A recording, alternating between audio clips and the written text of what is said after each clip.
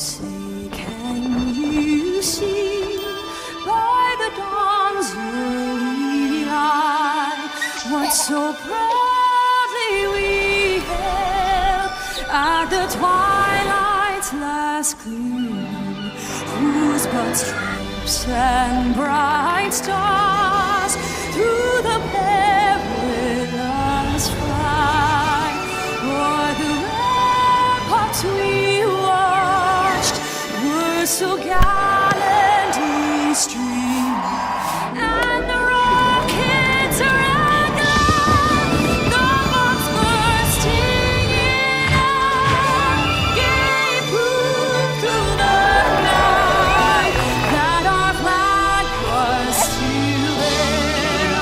Oh, save us that star-spangled banner yet wave, for the land of the free and the home of the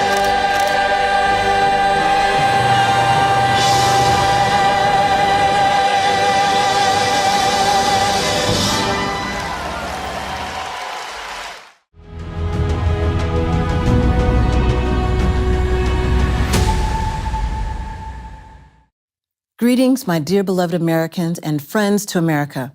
I urge you to stay with us until the end of this broadcast and don't switch to anything else, please. Today, we will tell you about what awaits America in the near future. We're not talking about the 2024 elections, by the way. We're talking about something much more priceless to you than another election in our country. We're talking about your future, your life, and your loved ones. We're talking about an inevitable threat that is very real today. And this threat is not Mr. Putin. Americans and all living beings on our planet have at the most 5 to 7 years of relatively peaceful life left. In just 10 years, there'll be no one left on our planet.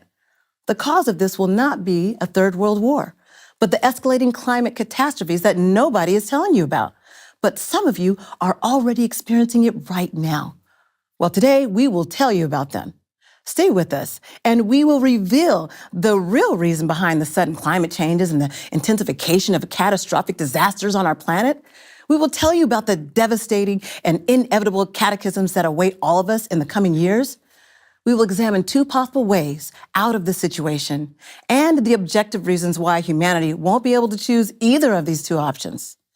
And at the end of today's conference, we will disclose something of particular significance to every intelligent and thoughtful human being in America who cares about themselves, about their family.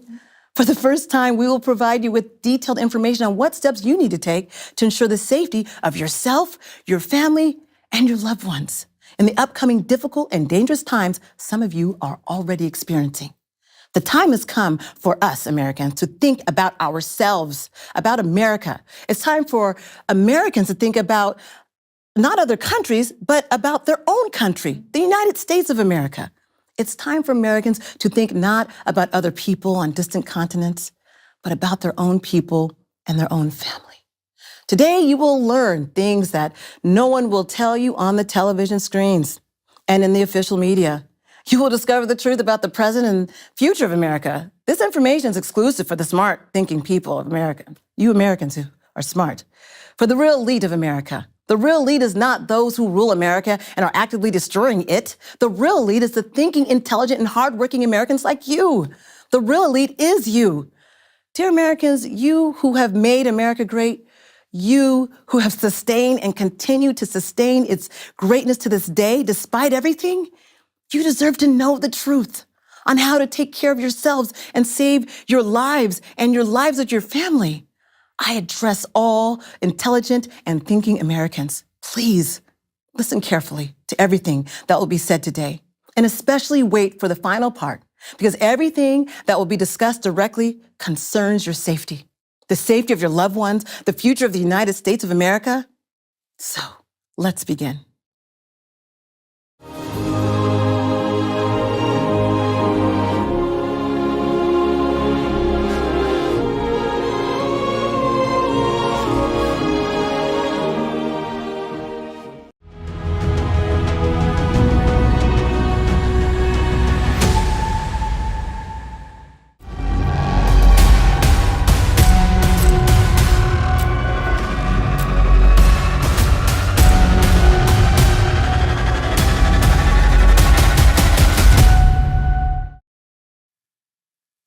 Greetings.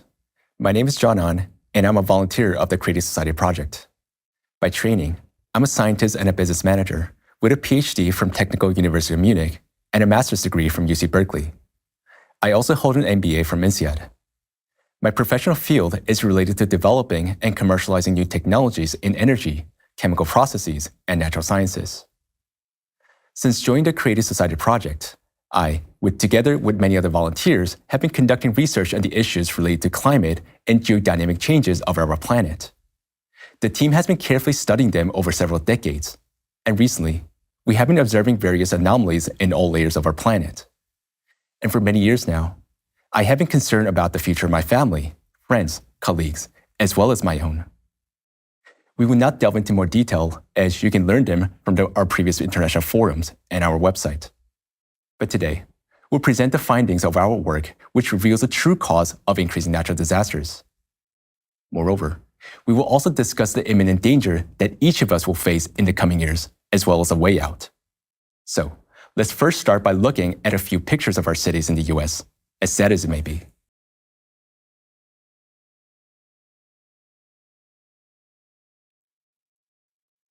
Wow. This is horrible. So these catastrophes that we're looking at right now, that you all are looking at as well, not only are they horrifying, horrific, and whole cities are destroyed, but this almost looks like a bombing. I know we're not in Ukraine, but I hate to make the analogy, but this is what it looks like. It looks like we're in a war zone. Cities are getting wiped out. This is crazy. Yes, but bombs are not to blame here. All these massive destructions are the result of natural disasters. They've hit these American cities with tremendous force and energy. This is terrifying. Look at the trees and everything is just burnt out. We're talking about burnt to the ground. My God, what are we looking at here? This is complete devastation. And this really looks like after a war. I don't know what to say. But no war has ever caused or will cause humanity more harm than the climate catastrophes. Hurricanes, wildfires, tornadoes, floods, droughts, tropical cyclones. These are the bombs wreaking havoc in America today.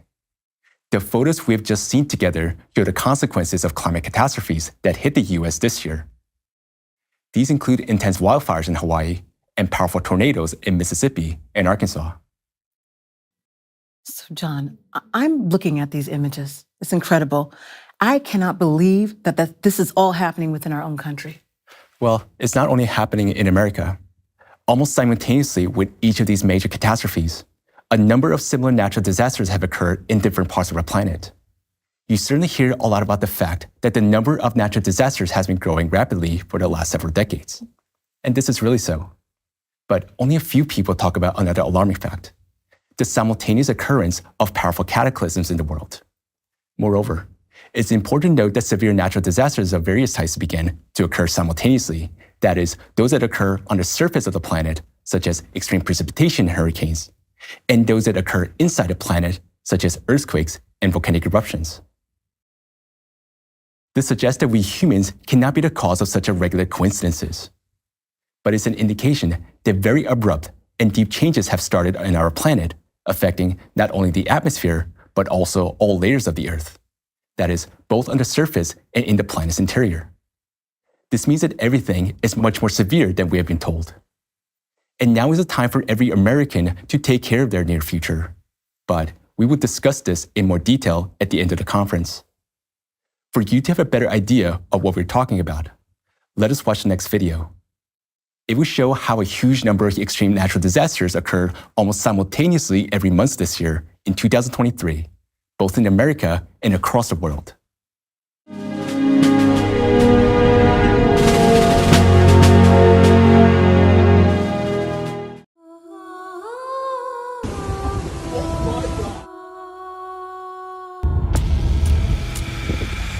I've been trying to salvage what I can all day, and it's just hard.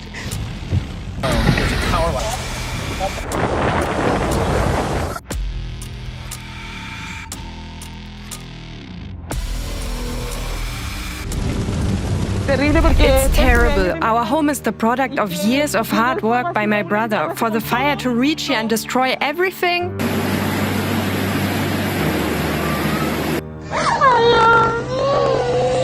Semakin tinggi. Ayo cepet.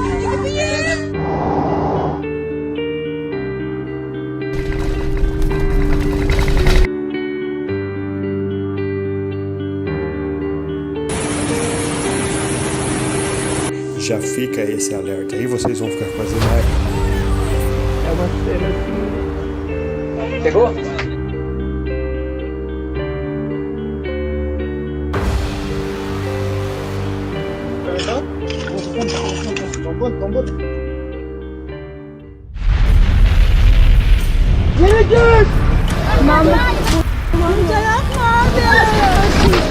Can't express my feelings to you.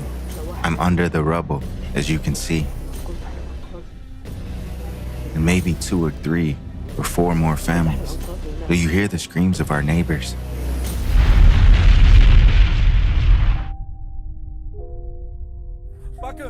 Look, my 3 children and my wife are lying on this construction site. This is the 3rd day of the earthquake. My children have already died here from the cold. Isn't it a shame that no one hears our voice?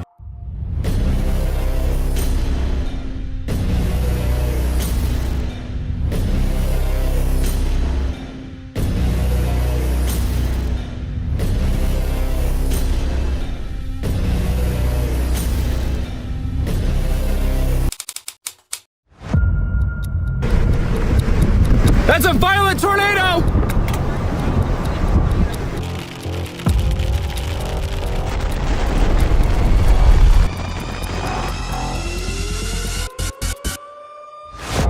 Rescue! Search and rescue! We don't know who's alive and who's gone. We lost a lot of peoples here, and I got my life. And material things don't mean nothing to me. I'm glad to be here. And I just thank God for that.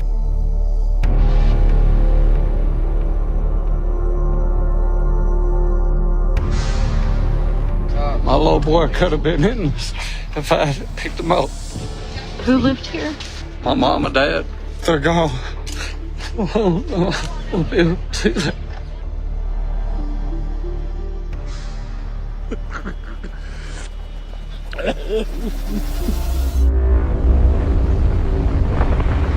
It's scary.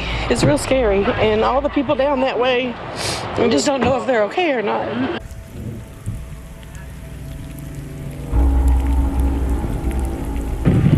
I think this is Richwood. This has Corner House. That house has been clobbered. This is the home of Lynn and Bud Bell. They had beautiful landscaping.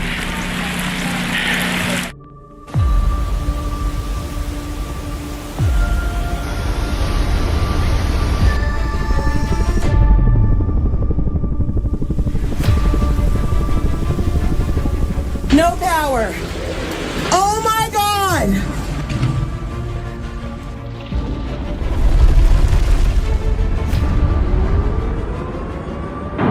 Christy, go downstairs!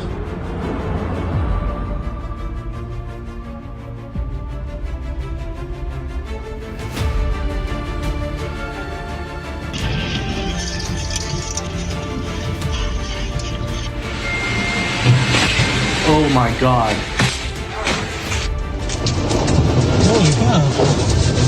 Oh my God! It's like right in front of. Oh my God!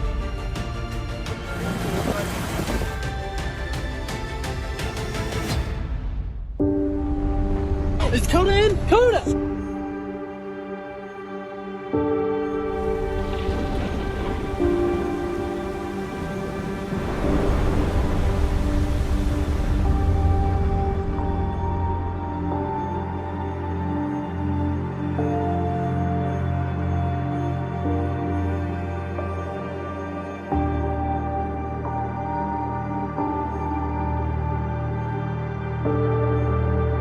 It's worse. But we're alive. That's the main thing. We can rebuild. Lives is not something you can replace.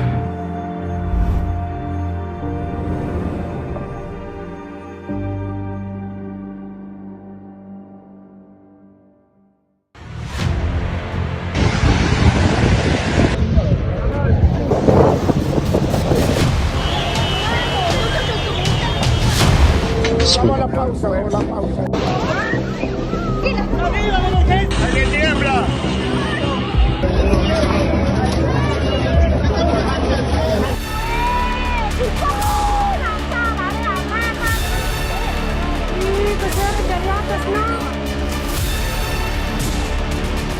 no, our house is going down. Oh Allah, Allah help us. Our roof has fallen.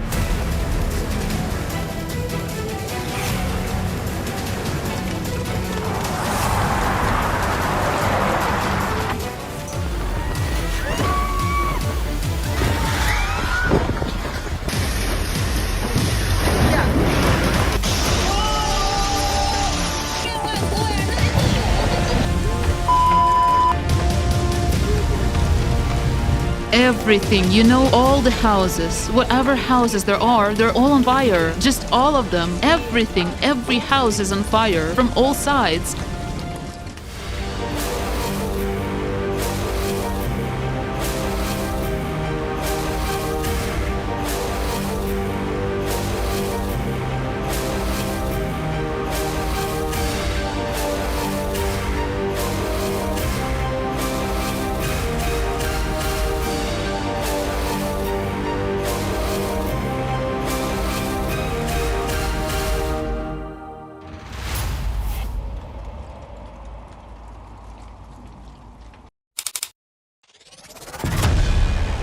Tsunami warning. Evacuate.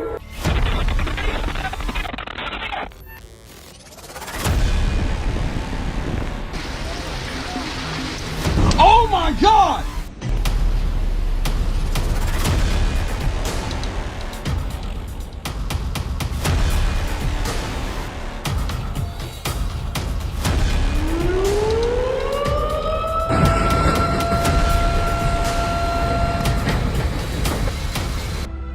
You know, we looked and we thought we were done.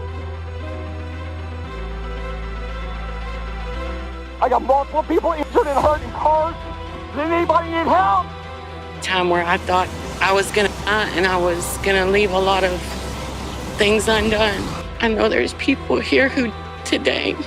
All the property and everything, accessories can be replaced, but a life, it can never be replaced. And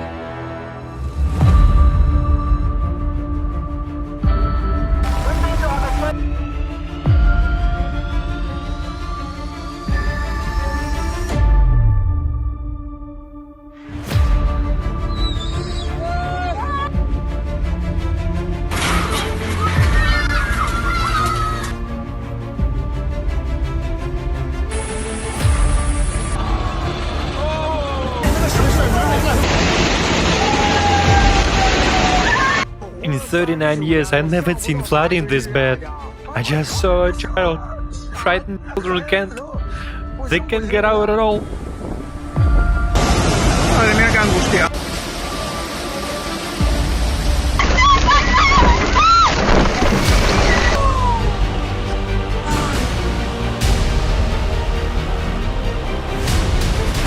Isuse Bože dragi.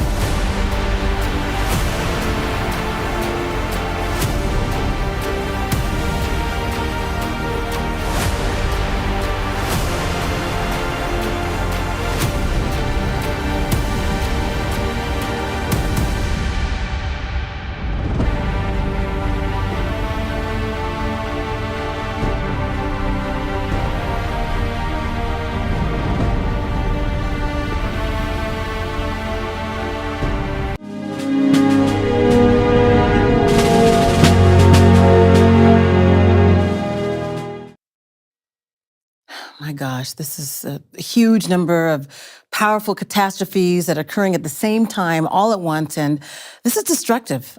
I don't know what to say, John. I mean, sometimes I'm watching this in the United States. This is a serious situation. I don't think people realize how serious this is, and the cataclysms are happening all over the place.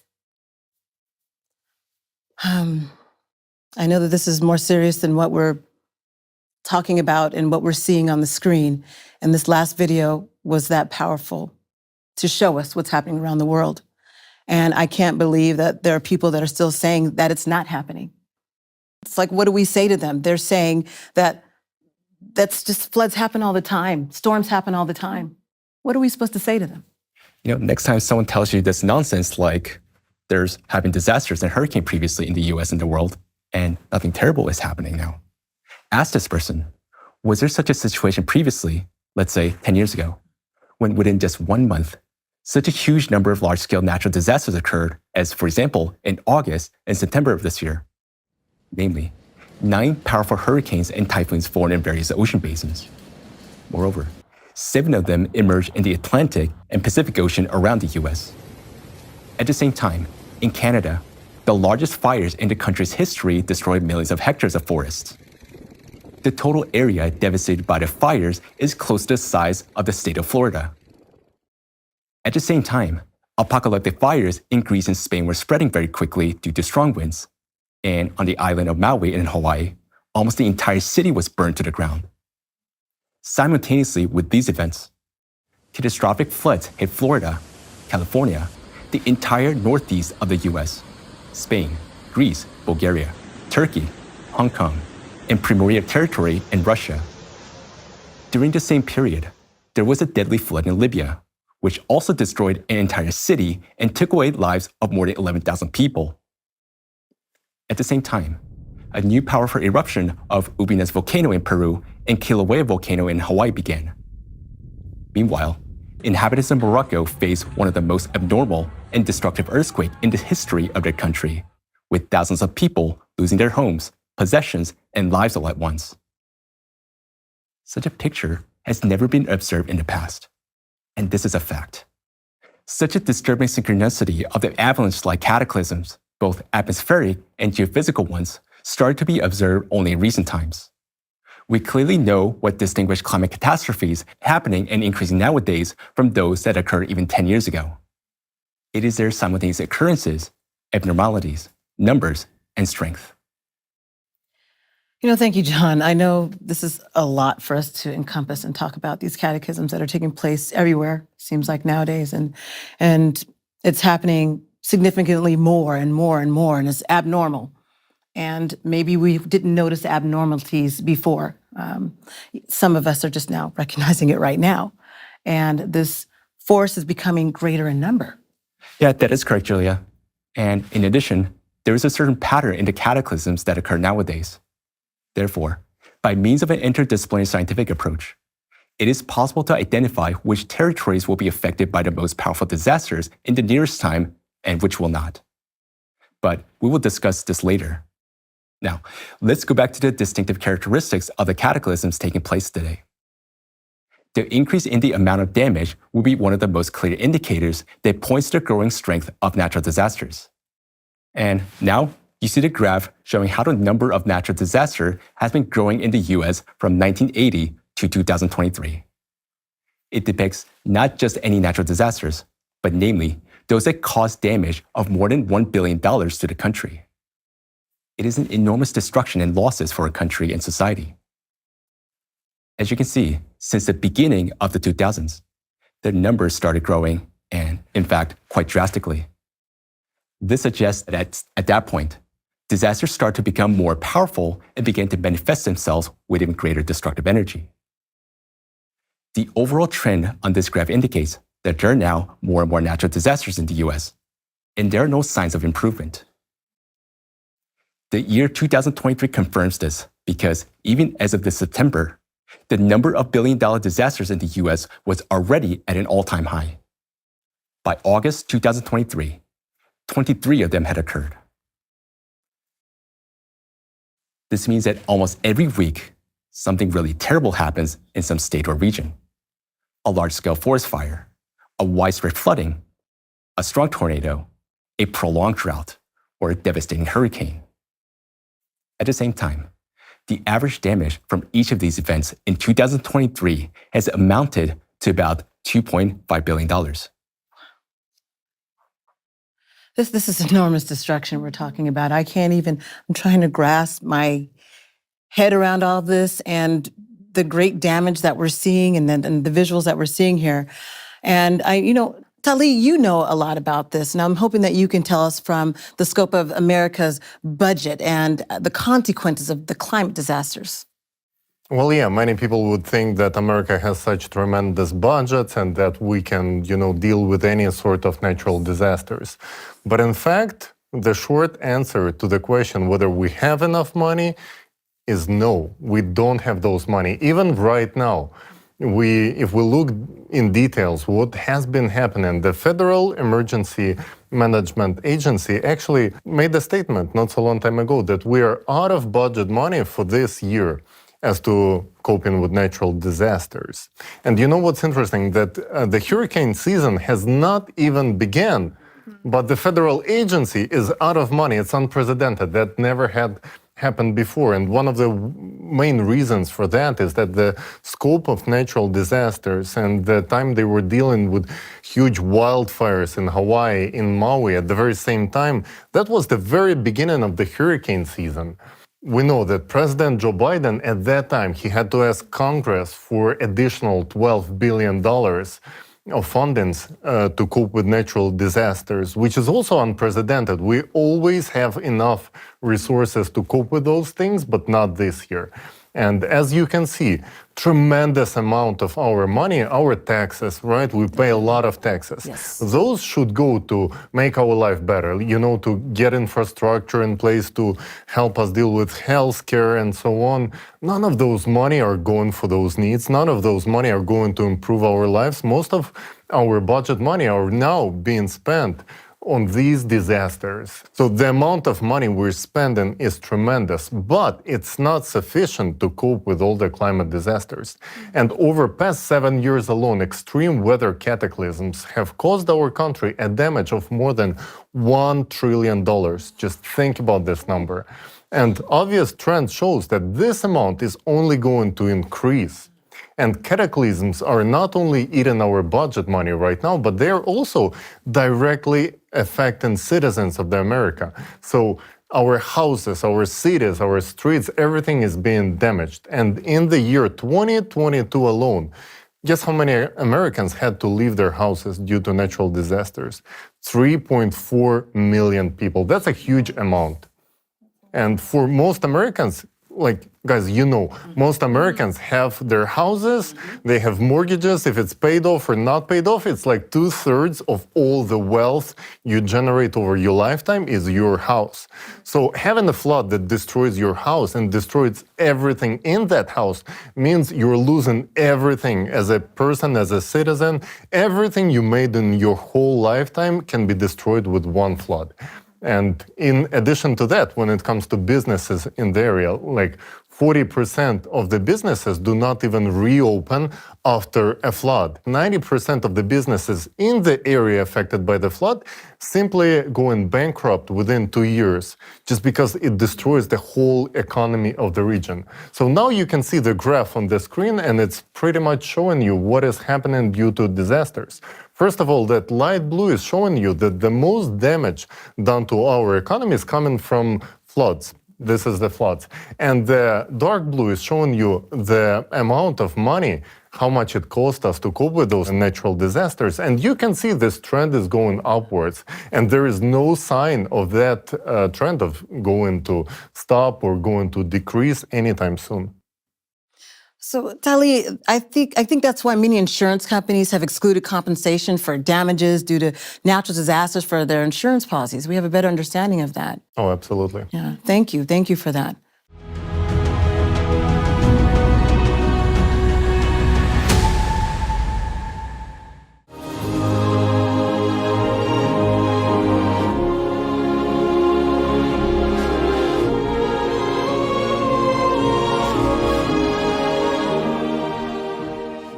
So not only is the climate, though, destroying our country, but it also has gotten into our pockets. So, John, is this going to keep happening? Are we going to keep spending money on catastrophes as Americans? Yes, citizens? I believe so. And I'm more than sure that every American watching us right now has already suffered from natural disasters in one form or another, or knows relatives or friends or acquaintances who have experienced it.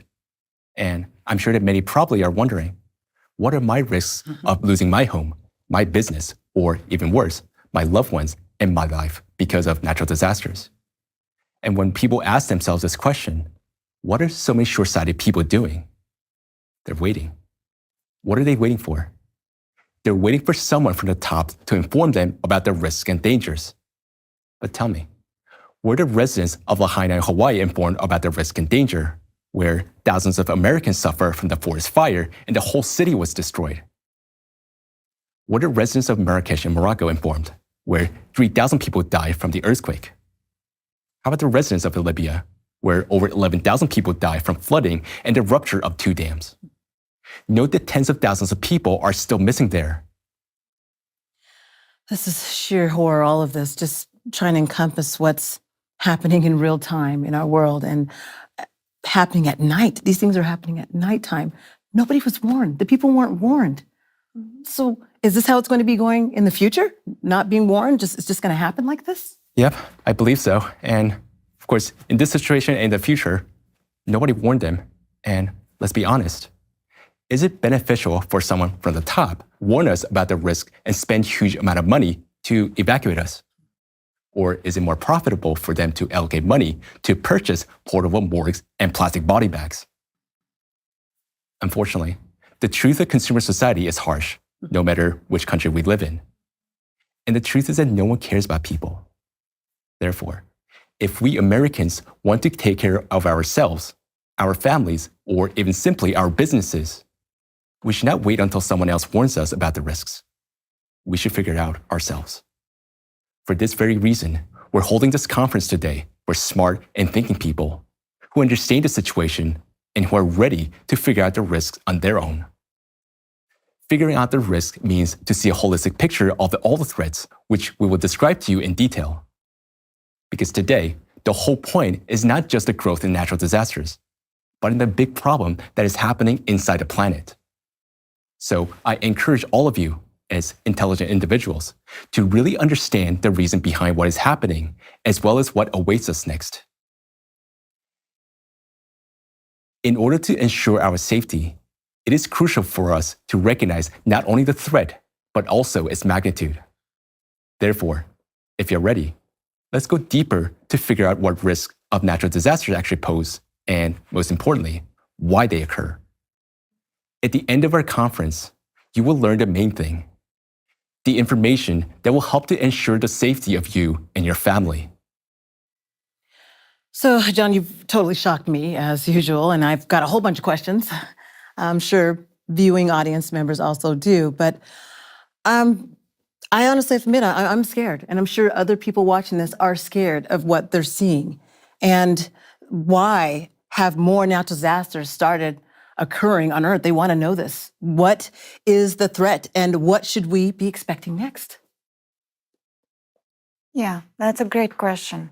And to answer this question of why the number of cataclysms is increasing, it's necessary to understand an important fact that all cataclysms primarily represent a release of energy in the system of our planet.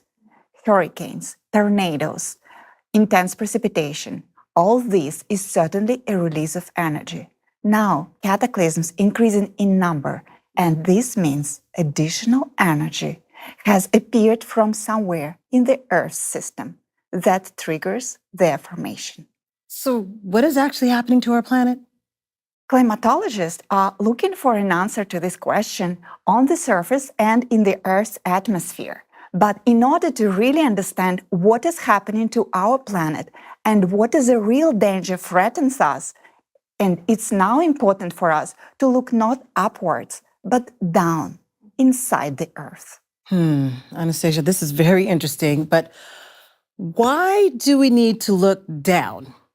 Because now besides the increase in the temperatures, what we all constantly hear about, and in addition to the increase in floods and hurricane, there is also an increase in another very dangerous type of cataclysms, the growth of which we are told very little about.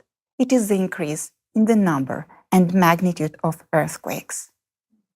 So the growth of which clearly cannot be explained by the anthropogenic activity, right? Absolutely. You're absolutely right. Exactly. Look at that graph. And it shows the number of earthquakes on Earth. They're actively growing. And in the last 20 years, you see tremendous growth. And this is a very alarming signal.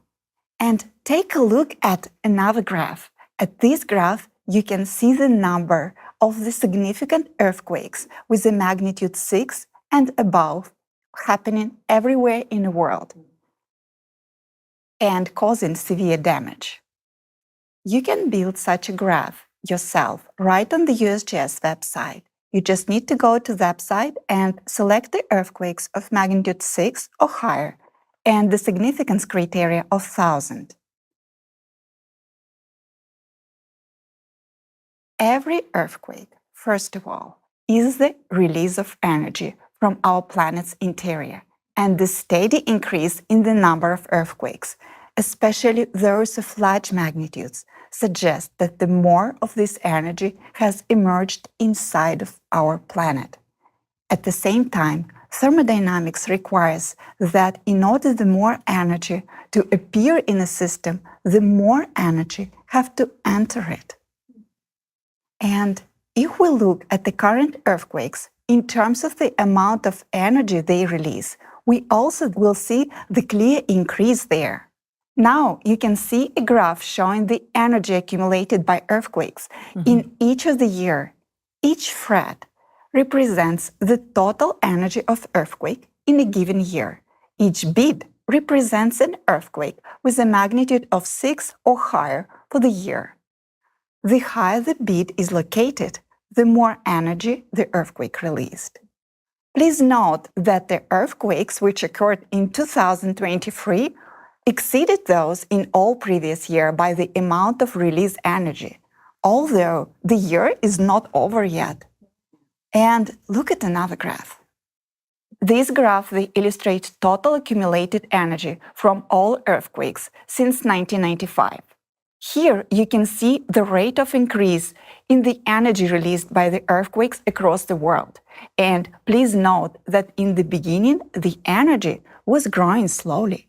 And then the growth starts accelerating. And from the year 2020, the released energy began to surge at a great pace. The graph shot upwards. This means that the rate of energy release is rapidly increasing. Both of these graphs indicates that the amount of seismic energy in the world is growing tremendously. And the more energy earthquakes accumulate, the more destructive they become. In other words, we are entering an era when earthquakes will not just occur more frequently, but they will have unpredictably large magnitudes and destruction. And activation of those tectonic plates, the seismic activity of what was not observed previously, is already ongoing. And the example of this is the earthquake in Morocco, where no one expected anything like that. This suggests that earthquakes began to appear in unexpected places. So, Anastasia, what is the threat to us Americans? For America, that means that in the near future, we will face high magnitude earthquakes in unexpected places.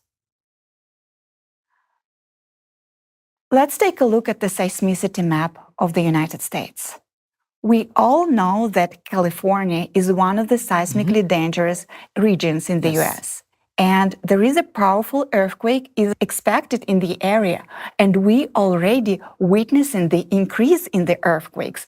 And on the graph, you can see the seismic activity along the Pacific Ring of Fire is increasing fivefold. But the only few people know about the New Madrid seismic zone. And In the US, it is also one of seismically dangerous regions. In the past, it was exactly this region that experienced 4 of the largest North American earthquakes in human history, with a magnitude of 7 and higher. Now, taking into account the increase in seismic energy, the probability of an earthquake with a magnitude greater than 7 in this area is greatly increasing. This earthquake may be similar in power and destructiveness to those that occur in Turkey and Syria this year. And of course, another huge risk zone is the Yellowstone supervolcano. Over past 25 years, the number of earthquakes there have also increased dramatically, and the activity in all other indicators on the rise too. All this indicates that volcano is already primed for its eruption. You know, I was shocked when I learned about this in the Yellowstone. At the Global Crisis, there's a Way Out forum. And if you haven't seen it yet, by the way, you need to go see that. You must watch it. It's a must watch from that video. So from that video, I realized that Yellowstone is like indeed unrested. Absolutely. That's right. And we will see even more signs of this unrest. And of course, it's now become more and more dangerous because there is now more energy in the earth. And this results in massive disasters in the near future. So where does this additional energy come from that's causing the much trouble? That's a very good question. And in order to answer this, we need to recall the Earth's structure. Our Earth consists of several layers. The Earth's core. In the very center of our planet, there is a core. The core is slightly larger than the planet Mars. That's how huge and heavy it is. The core is divided to inner core and the outer core. The inner core of the Earth has a temperature close to that of the Sun, and the size of it is 2/3 of the size of the Moon. And it's also very dense and very heavy. The densest thing exists on our planet is the core, and there is nothing denser. This is a very important fact. Please keep it in mind. We will come back to that later. Okay. The outer core represents a molten liquid stream of iron rotates around the inner core, the Earth's mantle. And right above the core, there is a mantle. It's a layer of molten matter, magma. Magma surrounds the outer core. The part of the magma which is closer to the core is hotter and more liquid, while the magma closer to the surface is colder. Inside the mantle, there is a constant mixing. Hot magma flows are rising up and the cold flows are going down. The Earth's crust, there is the upper, thinnest layer of the Earth that we can see and where they live. It consists of hard rocks and it's called the lithosphere. The crust is divided into several large and small plates, and they are joined together like puzzle pieces. We live on this thin crust, and all the life conditions what we have here and the changes what we observe on the surface are largely dictated by what is happening inside in the inner layers of our planet. Sorry guys, I'm not a scientist, but I really want to understand how it all works. May I give you a simple analogy or explain the structure of our planet for better understanding for all of us? Let me know if that makes sense. Of course, that's very interesting to hear. Yes, we can compare our planet to a hamburger. Just like a hamburger patty, the core is the most important and delicious part of the hamburger. It is hottest, the densest, and the heaviest. However, if a patty of such density would be served to you in a restaurant and you try to take a bite, you would break all your teeth and would never go back to that restaurant again. Great analogy. Okay, there is a ketchup on top of it. but it's also very hot, and it may be compared to the outer core. Right, but if such a ketchup with a temperature above 9,000 Fahrenheit was served to you in a restaurant, that would burn everything around it. Oh my God, it's great that we are so far from the core. For now. As for the Earth's mantle that surrounds the core and consists of molten material, it may be compared to melted cheese, which surrounds the central part of the hamburger. The Earth's crust may be compared to the upper part of the hamburger, which is a crispy crust, but only in our case, it's very thin. And everything that is happening on this thin crust basically depends on what is happening inside the cheese, ketchup, and the patty.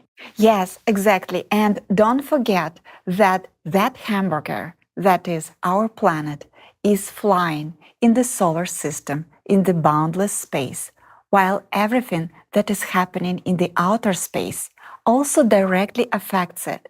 So, in order to understand what is happening to our planet Earth and where the additional energy is coming from, we will actually need to look at what is happening inside of our planet, around the core, and what affects it from the outer space. Wow, that's really interesting.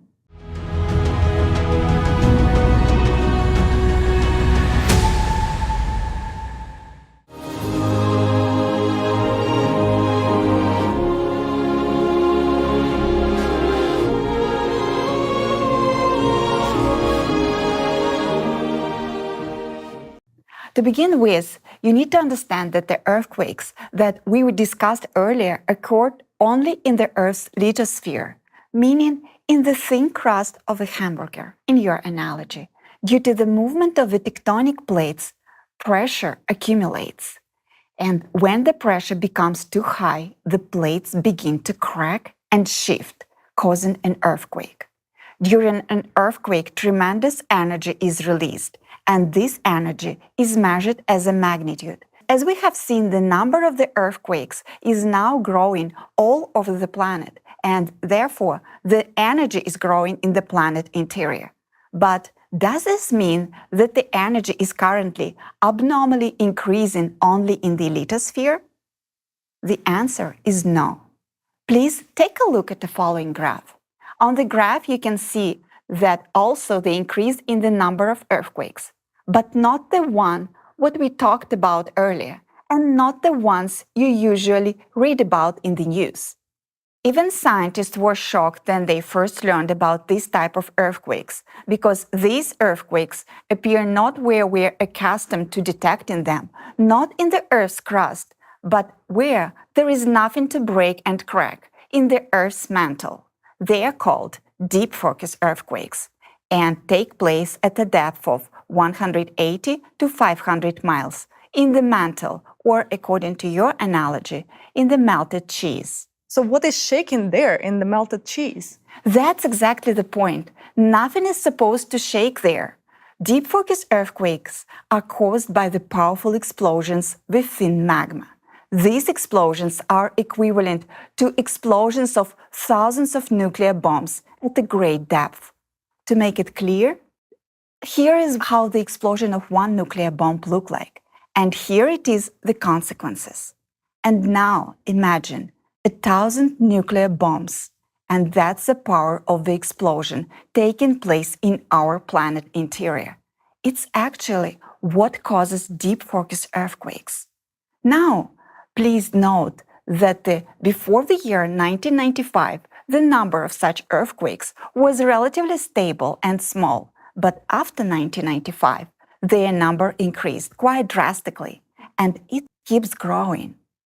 What does this indicate? This indicates that since 1995, some force inside the Earth began to trigger the occurrence of such earthquakes. So you mean since 1995, more explosions are occurring inside of our planet? Yes. Why are these explosions happening inside our planet? Because the magma closer to the core has become excessively heated, And when it collides with the magma closer to the surface, which is not as hot, such explosion occurs. For the quantity of hotter magma to increase, something must heat it up. And what can make the magma deep in the earth hotter? Only the planet's core.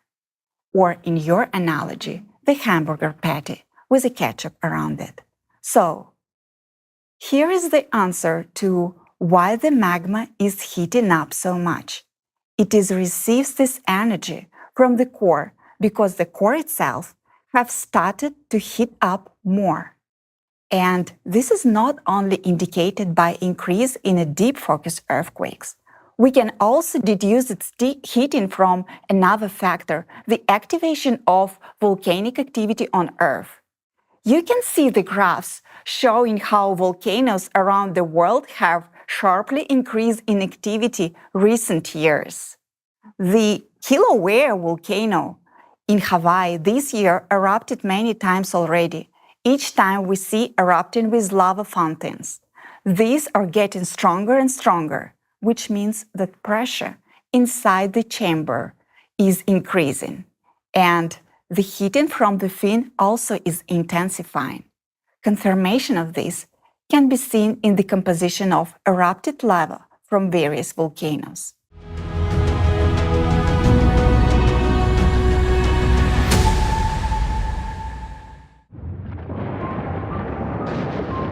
Typically, when a volcano erupts, magma comes out from the reservoir under the volcano, known as the magma chamber, where it has remained since the last eruption. But now, something extremely abnormal is happening. Scientists are recording more and more eruptions of magma from the deep layers of the Earth. This magma has a different composition, and it is hotter and more fluid. It is happening due to the heating of the Earth's core, which causes the magma in the deep layers to heat up. Its temperature and pressure surge to such a degree that magma ascends from the depths, erupting directly onto the surface from the Earth's mantle. Can you imagine how much energy magma needs to overcome such a vast distance and rise to the surface with such intense pressure? This distance is approximately 1,500 miles. That means it has the strength and energy for such an ascent. This deep-seated magma is the trigger behind supervolcano eruptions. Its signs are already being documented in volcanoes across the globe. And this is just the beginning. Soon, volcanic eruptions throughout the Earth will become more destructive and catastrophic. As a result of increased magma activity on Earth, other anomalous volcanic processes are also being observed. For example, in 2019, the new underwater volcano, Mayotte, appeared off the coast of Madagascar, where one had never been seen before. Usually, the formation of new volcanoes takes decades or even centuries. Yet, it took just 1 year to create a new magma channel in the 50-mile thick crust. Imagine how much additional energy is needed to accomplish that.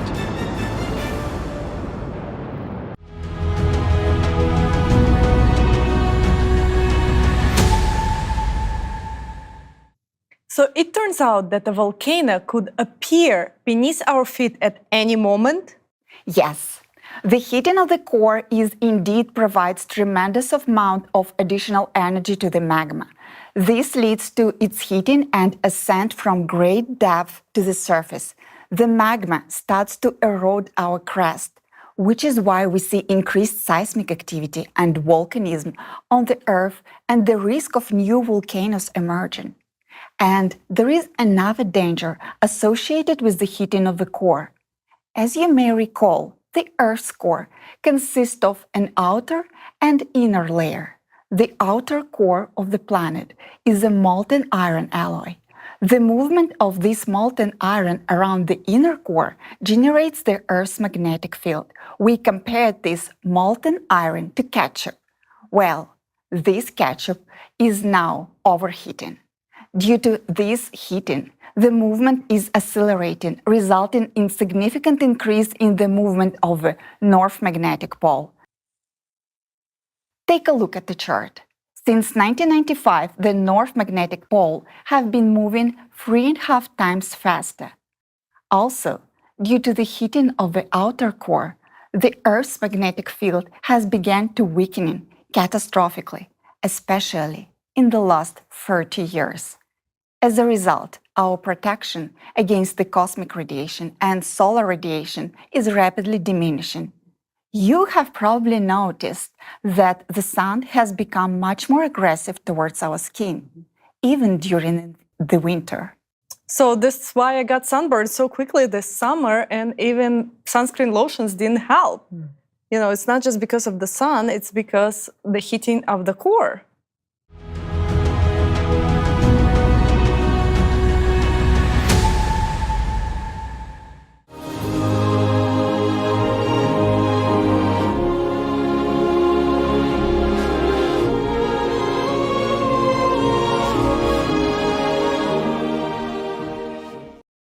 You know, for me, this is a big discovery, how much the Earth's core evidently affects our lives. And I think it's time to get the long-awaited answers to the questions that concern all of us, including me, like why did the Earth's core start heating up so rapidly? Where did it get the energy for this heating? And why? Well, so let me break it down step by step, okay?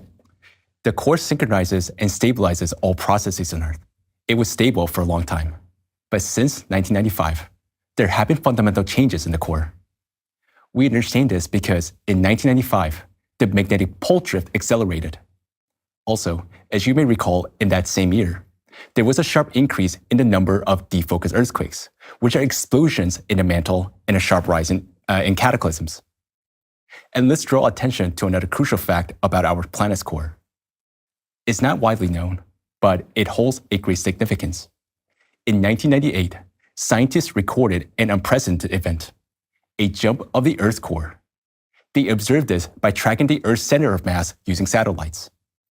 As a result of this jump, the core shifted northward in the direction of Siberia. So can we say that the meat patty moved inside the ketchup? Yes, you can say that. And due to the shift in the core in this direction, Siberia and North Atlantic regions are precisely where we observe abnormal temperature increases, which are clearly visible on temperature maps and graphs. As a result, already in Siberia, the thin lithospheric crust is beginning to melt from magma. This process will lead to global catastrophe capable of destroying our planet. I remember at the beginning you mentioned that the core is super heavy and dense. So how could such a massive object move? Well, that's an excellent question. So our core must have received an additional energy impulse to make such a jump. Okay, so how enormous must this energy be to make such a massive object like shift, though? Right, so it must be a colossal amount of energy, right? And inside the Earth, there's simply no source of this energy. But we remember that the Earth is a planet flying through space, and everything that happens in space also affects it. Therefore, the answer to the question of where the additional energy to the Earth's core comes from is evident. It comes from this space. It's undoubtedly something external cosmic influence that provides additional energy to the core of our planet. And this is a well-established fact. We know this for sure because we can see how this influence is currently affecting other planets. And it affects them in exactly the same way as the Earth. In sync with the Earth, all the planets have seen an increase in seismic activity, volcanic activity, and changes in their magnetic field parameters in recent decades. On the screen, you can see numerous studies on these changes on other planets. So, we now understand that what is happening to the Earth is due to the exposure to the planetary-wide cosmic influence, which is intensifying severe natural disasters on the planet. Moreover, the energy from this influence is so powerful that it even awakens geologically dead planets. Even on Mars, they've recorded an increase in seismic activity, even though it's believed to have an inactive core. Powerful Marsquake occurred in August 2021, and it was 5 times stronger than the previous recorded ones. Researchers found that the Marsquakes are caused by the rise of molten magma beneath the surface of the Mars. At the Martian South Pole, ice is melting from the bottom up due to the increased heat flow from the depths, indicating that Mars' core is also heating up. Very soon, even more powerful Marsquakes and volcanic eruptions will occur on Mars. Wait, are the cataclysms also growing on Mars? But Elon Musk plans to relocate people there in the future and build cities. Well, exactly. Cataclysms are also increasing on Mars. Besides that, Mars lacks oxygen, has very little water, and its atmosphere consists of carbon dioxide. Mars doesn't have a uniform magnetic field, which is vital for humans. Does this sound like an ideal condition for human colonization? In reality, Mars has already missed its chance for life. But we still have that chance, so stay with us until the end of the conference. And today, we'll propose a much better solution than Elon Musk. If it's such a powerful energy that drives the core of these planets, then the question arises, if it's so colossal, why haven't we heard about it anywhere? Why don't our instruments detect it? Well, because it doesn't interact with our instruments. Let's watch the video that explains the nature of the external influence.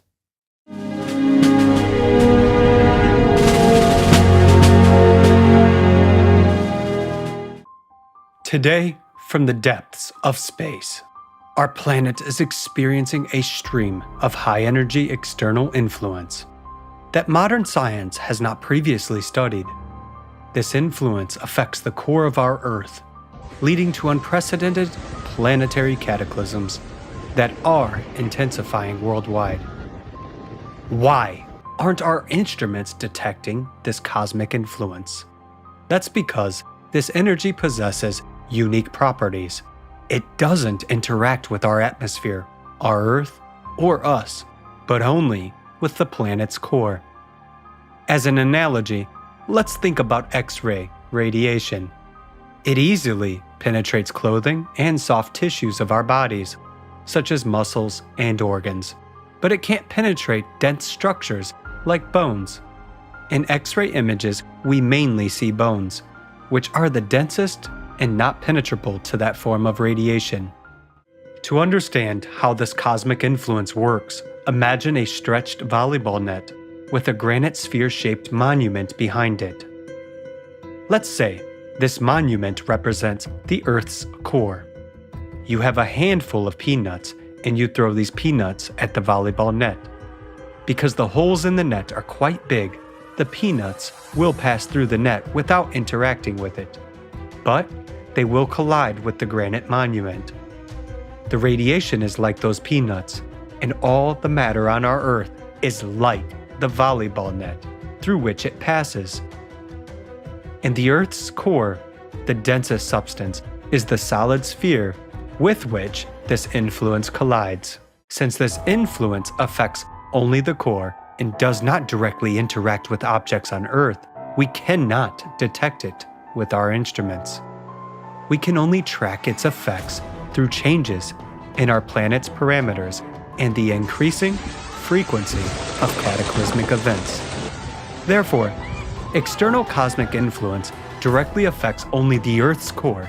It continuously provides additional energy to the Earth's core, leading to instability and core heating.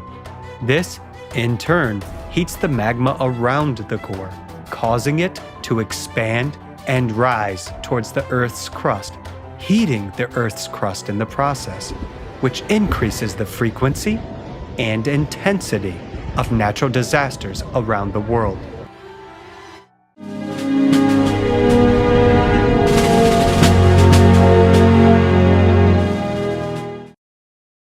The influence of cosmic radiation on our planet can be compared to placing a hamburger in the microwave.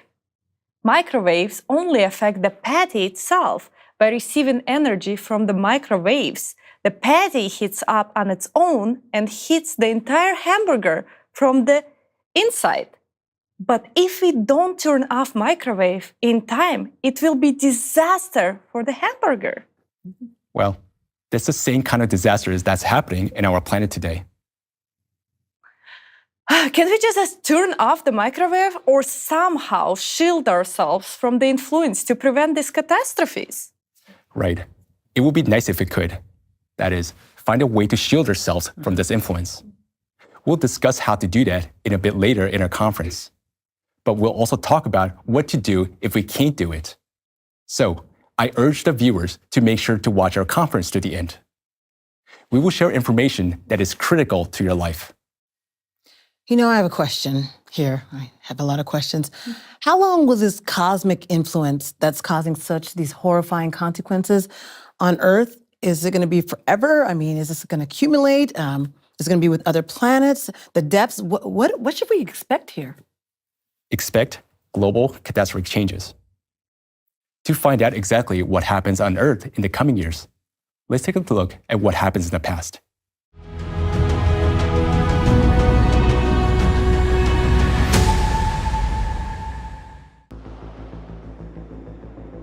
Today, we all notice a sharp increase in the cataclysms on our planet. But what if this is only the beginning? To understand what further catastrophes await us, let's delve into the history of our Earth. Modern scientists can reconstruct the Earth's history by studying ancient ice layers known as cores, examining rock formations, fossils, and various soil layers. All this material is like the planet's chronicle, valuable records of how the Earth's climate has changed over millennia.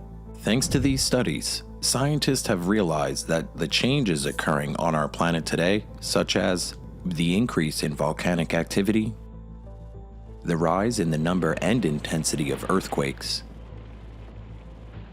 the sudden temperature spikes, the drift of the magnetic poles accompanied by the weakening of the magnetic field have occurred 12,000 years ago. Specifically, 12,000 years ago, the global temperature surged by a staggering 15 degrees Celsius over the course of several decades. A significant portion of glaciers melted, catastrophic floods and tsunamis started. Some areas on Earth became submerged entirely due to a rapid rise in sea levels.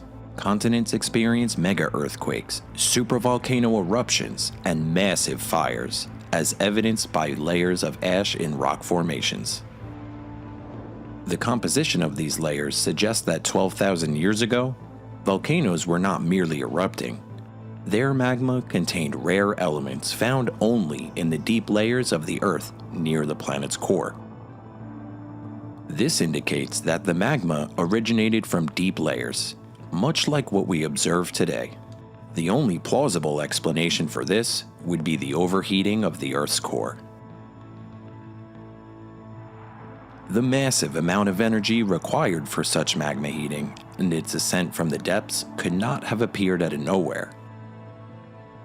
Core overheating can only occur due to receiving additional energy from the outside, from the external cosmic influence. Therefore, the cataclysms that occurred 12,000 years ago were also the result of external cosmic influence. Another consequence of core overheating, both today and 12,000 years ago, was the weakening of the magnetic field and the drifting of the magnetic poles. All of these abnormal changes in cataclysms 12,000 years ago led to the mass extinction of megafauna and a sharp reduction in the human population, including the disappearance of the Cro-Magnons. Remarkably, a similar surge of catastrophes was observed not only 12,000 years ago, but also 24,000 years ago, and even earlier at 36, 48, 60, and 72,000 years ago. Thus, we can see that the intensification of catastrophes on Earth occurs cyclically every 12,000 years. This implies that the cosmic influence that provides additional energy to our planet's core affects Earth once every 12,000 years. Each cycle of global catastrophes leads to the extinction of biological species. 72,000 years ago, after the eruption of the Toba volcano, humanity nearly went extinct, with only around 10,000 people remaining on Earth. It's worth noting that even more severe cataclysms characterize each 24,000-year cycle.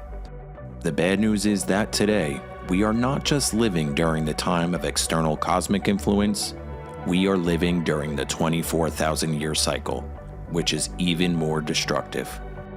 We will enter this cycle in the year 2024. This means that the energy affecting the planet's core and the intensity of destructive cataclysms will increase significantly. This cyclical cosmic influence can be likened to a flashlight in the fog, in the darkness. There is a concentrated beam of light, and there is scattered illumination around it. Only the scattered portion of this cosmic light is now reaching Earth. The concentrated beam hasn't even touched us yet. And we are already witnessing a rapid increase in the number and intensity of cataclysms. It's only going to get worse from here. Based on all the facts and gathered data, it can be said confidently that we are entering an era of immense catastrophes of unprecedented power and scale.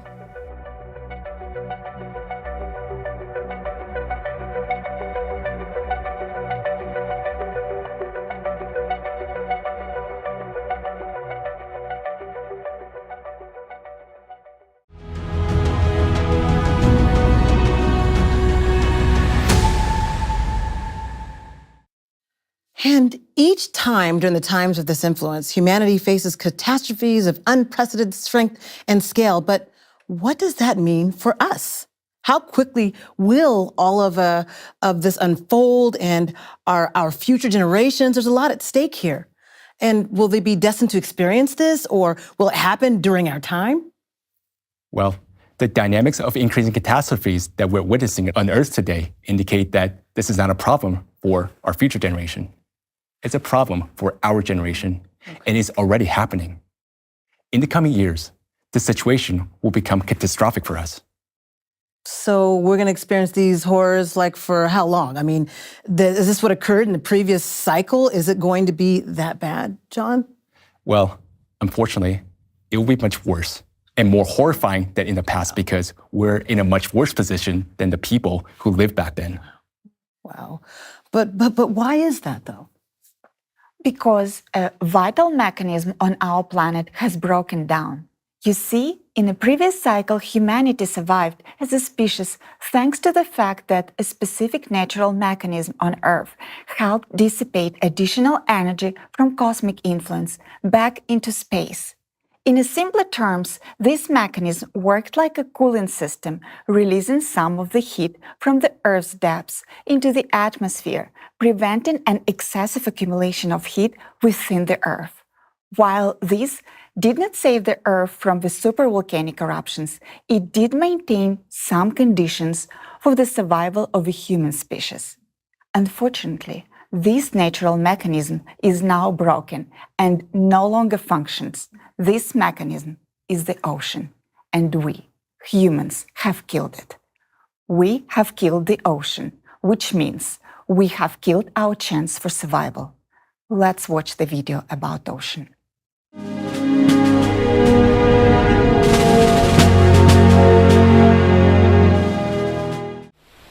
The ocean is dead. We have killed it. You might have a question.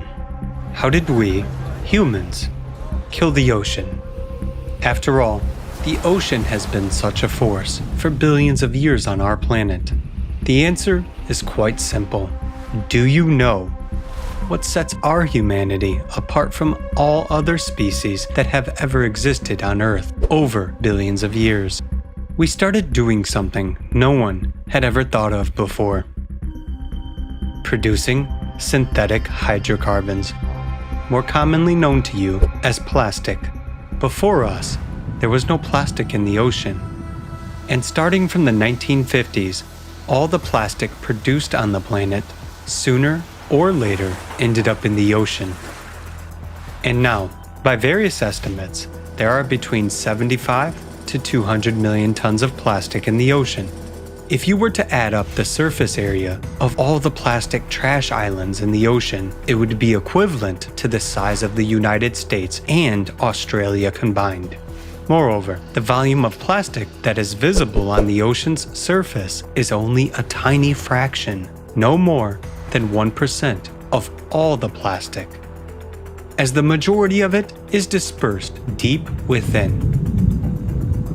By the way, it is for this very reason, for the first time in history, that coral reefs have started to die. These massive living organisms in the ocean that existed for billions of years without trouble. All of this is because the ocean now contains plastic. Why is plastic so dangerous for the ocean? Since plastic does not biodegrade and decompose in the environment, a significant portion of it simply breaks down into smaller particles known as micro and nanoplastics. These particles permeate the entire depth of the ocean. Practically every drop of the ocean contains nanoplastic particles. Due to its specific composition, microplastics have a unique property. They disrupt the ocean's heat conductivity. Due to the presence of microplastics, today, the ocean cannot dissipate excess heat from the magma, which is overheating due to the additional energy being directed towards the planet's core from cosmic influence occurring in a cycle of every 12,000 years. In previous cycles, thanks to its cool temperature, the ocean used to absorb excess heat from within the Earth, release it to the surface, and subsequently into the atmosphere and outer space. But now, instead of effectively dissipating heat from the Earth's depths, the ocean retains the heat within itself. Imagine, the ocean has become like a thick blanket, holding heat underneath and not letting it escape. It doesn't allow excess heat to leave, causing Earth to heat up even more, including the ocean itself. This leads to more water evaporating into the atmosphere, and microplastics transition from water to air, accumulating there. Here's the crucial point. This microplastic in the atmosphere prevents excess heat from leaving the planet. In the end, the excess energy that comes from the cosmic influence stays on Earth, leading to intensified catastrophes. You can imagine this process as if we placed a hamburger in a plastic bag and started heating it. The plastic bag doesn't allow the heat to dissipate, so in this case, the hamburger heats up much more, which means the patty, ketchup, and cheese overheat even more. That's exactly what's happening to our planet, its core and magma. They are heating up even more because the heat isn't dissipating. And this is happening for the first time in history. This is very clearly seen on the graphs. This graph is crucial. Horizontally, it represents years, and vertically, it shows heating. The red line represents heating from the bottom of the ocean, while the blue line represents heating from the top. Before 1995, the surface water was warming more than the deeper layers, and the blue line on the graph was above the red. But then, everything changed. The water began to heat up more from below, as evident in the graph where the red line swapped places with the blue one. The reason for this shift is the rise of magma to the oceanic plates, which started heating the water column, similar to how a heated floor warms the air in a room. Because of this, the ocean began rapidly accumulating heat in its depths.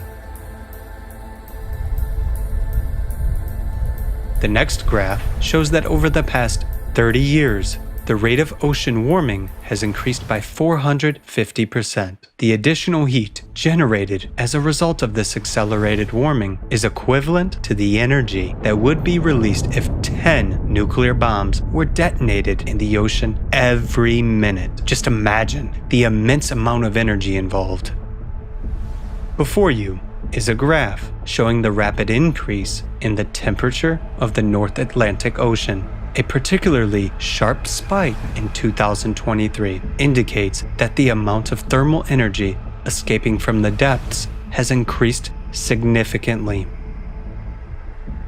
On this graph, the horizontal axis represents months and the vertical axis represents temperatures. The graph contains multiple lines, each representing the ocean temperature for a specific year. The yellow line represents the temperature for 2016. the red line for 2023, and the black line represents the average temperature over the entire observation period. The red line for 2023 is significantly higher than all the other lines. This indicates that the ocean temperature in 2023 is much higher than all previous years, which is unprecedented. Look at the temperature graph for the Gulf of Mexico, which significantly impacts the climate in the United States. In August 2023, the temperature simply shot up compared to previous years.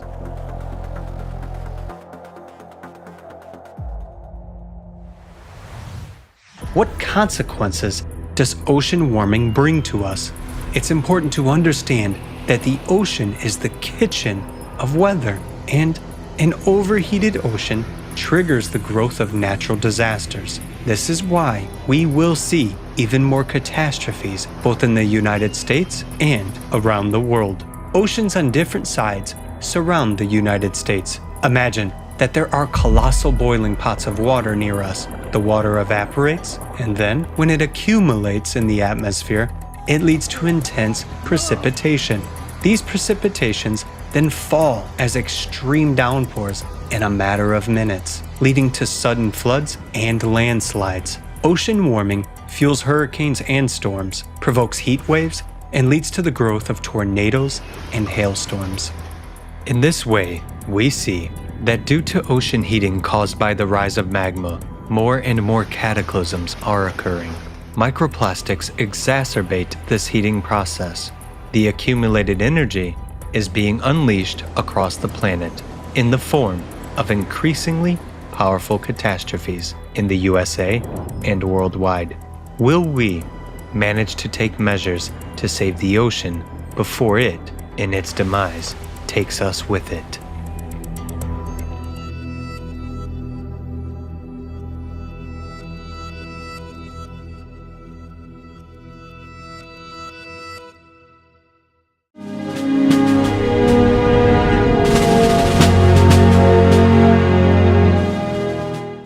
It is important to understand that the ocean is the kitchen of weather, and an overheated ocean triggers the growth of the natural disasters.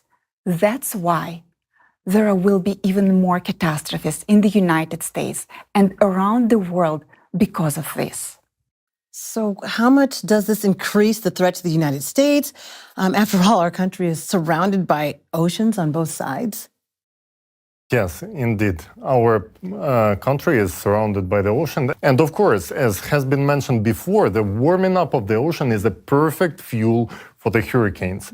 So this energy that is accumulating, it makes the water evaporate, and then the hurricanes becoming longer. They have more energy. They cover greater distances, and they can even go to the inland cities. So not only the coastal areas, but the inland is being also under attack from these hurricane storms. And what we have been seeing today, that these regions, the area of the regions impacted will go deeper and deeper inland. And, you know, one of the most scariest probably thing about this is how fast this hurricane can intensify and go from category 1 to category 4 in less than 24 hours, just like Hurricane Idalia did. It was a perfect example. It exactly grew from category 1 to category 4 in less than 24 hours. And as the result, you can see it on the screens right now. Florida was hit by devastating waves up to 9 feet high. It's resembling a tsunami, to be honest, and residential homes were simply destroyed. It's ruins right now. So let's see what is happening on the continent during such events, when heating of the Earth, the interior of our planet is heating up due to the rise of magma. And then what we're witnessing on the surface, it's deadly heat in the summer of 2023 in the US. Over 6,500 heat records were broken in just a few months. In Arizona, temperatures of asphalt, sidewalks, and concrete reach 180 Fahrenheit. So residents suffered from burns just from touching the ground. And of course, according to the NOAA monitoring data, another factor plays role. It's tornadoes. So tornadoes intensified, and the tornado area, the region, what used to be affected by tornadoes, it's expanding. And those tornadoes occurring in the parts of the US which were never hit by tornadoes before. So this is something really, really abnormal. And these tornadoes soon might affect areas in which you would never expect them to see. I know we had them in Los Angeles, but I know, Julia, you had a story, right? Well, yes, we did. I mean, the fact that a tornado hit in the Central Valley where I live, it was completely unexpected. We didn't get any warning. Nothing came on our phone until it was actually happening. And the shock were the winds that just picked up automatically. It just was so surprising that we were not prepared. There was water coming underneath the doors. We have 3 levels in our house, and it was coming through all 3 doors. And I didn't get any warning from my local city officials. I didn't get any warning from any government officials. It was a shock to me. And I went out there and recorded it because I was so shocked. There was nothing in the weather, nothing that told us that this was about to happen. Yeah, you know, on social media, they were making jokes about it. Well, so far, they can still make jokes. They used to say that, you know, you get tornadoes in Texas, but in California, you get earthquakes, so it evens out. Well, right now, that doesn't even out. You get both everywhere. And when it comes to California, well, we had tornadoes right in Los Angeles, but that's not even the worst thing that can affect us, right? Because hailstorms are also increasing, and those becoming abnormally large, like literally large on scale, and they causing more and more damage. And please pay attention to the graph you can see on screen right now. This is the increase in precipitation in the US. Additionally to that, the convective storms have been intensifying and affecting more larger areas in the United States. And those bring abnormal thunderstorms and lightning. And this phenomena has been not only dangerous by itself, but it's also a sign of a much greater things that are happening on our planet. And we discussed it earlier, why this is happening. This indicates that also deep focused earthquakes happening within our planet, releasing this more and more energy on the interior. So our magnetic field is changing due to these changes and creating more troubles in our atmosphere. And there is another threat coming from there. Those are abnormal threats that are happening in our sky. And due to the ocean warming, we get in this difference in the atmospherical temperatures. And those causing unstable pressure, which for us regular people means more danger when we're traveling in the airplanes. This caused already increased turbulence. We've seen those reports on the news multiple times this year, and people who spend a lot of time traveling in the airplanes already noticed it. Like, you don't even have to read the reports, just communicate to your friends who took some flights this year, and they will share their experience. I had this kind of experience myself, and I want to tell you nothing fun about this. Like, this was serious danger for us, which made us reconsider if we want to travel in the airplanes at all. And this will only gonna keep on increasing, as we discussed earlier. And we want to pay your attention to the fact that this data is being underestimated and falsified already today. In the coming years, they will try to do this even more, to adjust the graphs and underreport the real scale of events. Very soon, these manipulations are going to intensify even more. And all this done for simply one reason, to avoid panic among the population. And desperation is one factor that is going to lead our government to keep on falsifying the data, to hide the true facts from the population, from Americans. On TV, they're gonna say that everything is fine, no need to worry about anything, it's fine. And the statistic is gonna prove that everything is fine. Well, in front of your eyes, everything is gonna collapse, like it is collapsing today. Therefore, our dear Americans, we recommend to you that within upcoming years, you will pay more attention and trust in your eyes rather than trust your ears and what you hear in the media in the upcoming future.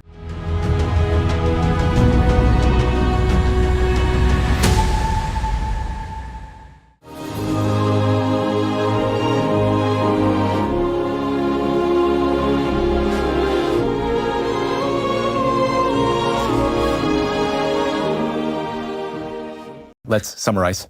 So, in recent years, we've witnessed an unprecedented increase in record-breaking catastrophes in the United States and around the world. The rising climate disasters demonstrates an increase in energy accumulating in the Earth's depths and releasing to the surface. The cause of all these climate anomalies on our planet is a destabilization of the Earth's core and the rise of hot magma triggered by external cosmic impact. Such change occurs cyclically every 12,000 years and have massive destruction consequences. If we take another look at the graph of seismic activity, temperature, and all other natural disasters, we will see that their growth is not linear, but exponential, as shown on the screen. What is exponential growth? It is when not only the value increases over time, but the rate of the growth also accelerates. Let's illustrate exponential growth with a tax example. Suppose that today, the tax on your income is only 1%. And exponential growth assumes a condition that this percentage will triple once a year. It may seem like acceptable conditions. First year, the tax is just 1%, hardly noticeable. And second year, the 1% tax is multiplied by 3, so it's 3%. Third year, 3% times 3 times 3, so 9%. Taxes have increased, but are still manageable. The fourth year, 9% times 3, 27%. Fifth year, 27% times 3, 81%. Conditions are really bad, but you still keep some money. However, in the sixth year, taxes surge to 243%. The sixth year, 81% times 3, 243%. So by sixth year, you're not just handing over your entire salary to the government, you're also paying an additional 143% from your savings. It's an excellent scheme for our government. Just don't tell them about it because who knows what to expect from them. Well, this is what exactly the exponential growth looks like. At first, everything goes well, conditions gradually worsen, with time to get used to them. But then, literally in 2 years, everything collapses. From an acceptable situation, it turns into an unbearable one. And this is precisely the situation we find ourselves today concerning cataclysms. We're one step away from the situation turning unbearable. And now, you will see this yourself. Take the chart showing the growth of cataclysms and extend them according to the exponential function and see what values we will get. Try to mentally extend these several graphs in front of you right now. Dear Americans, we're voicing this truth because our conference is exclusive for the Americans who think and love their country. We deserve to be informed, to know the risks and threats, in order to protect ourselves and respond quickly to save our lives and the lives of our loved ones. We understand that only intelligent people will truly value this information.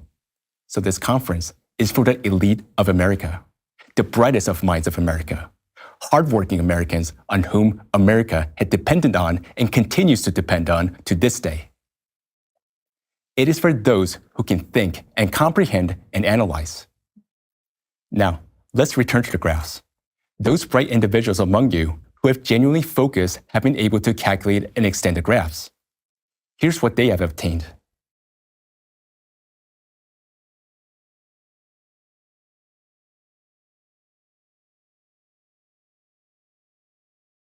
Did it match your calculations? Of course it did, because it's a pattern. It's mathematics. There's no other way it could be. But what does this mean for us? For us, as humanity, this isn't just a graph of increasing climate events. It's a verdict. As you see, with such a growth in natural disasters, living will become impossible. In just 5 years, our lives could turn into a nightmare. Only 5 years.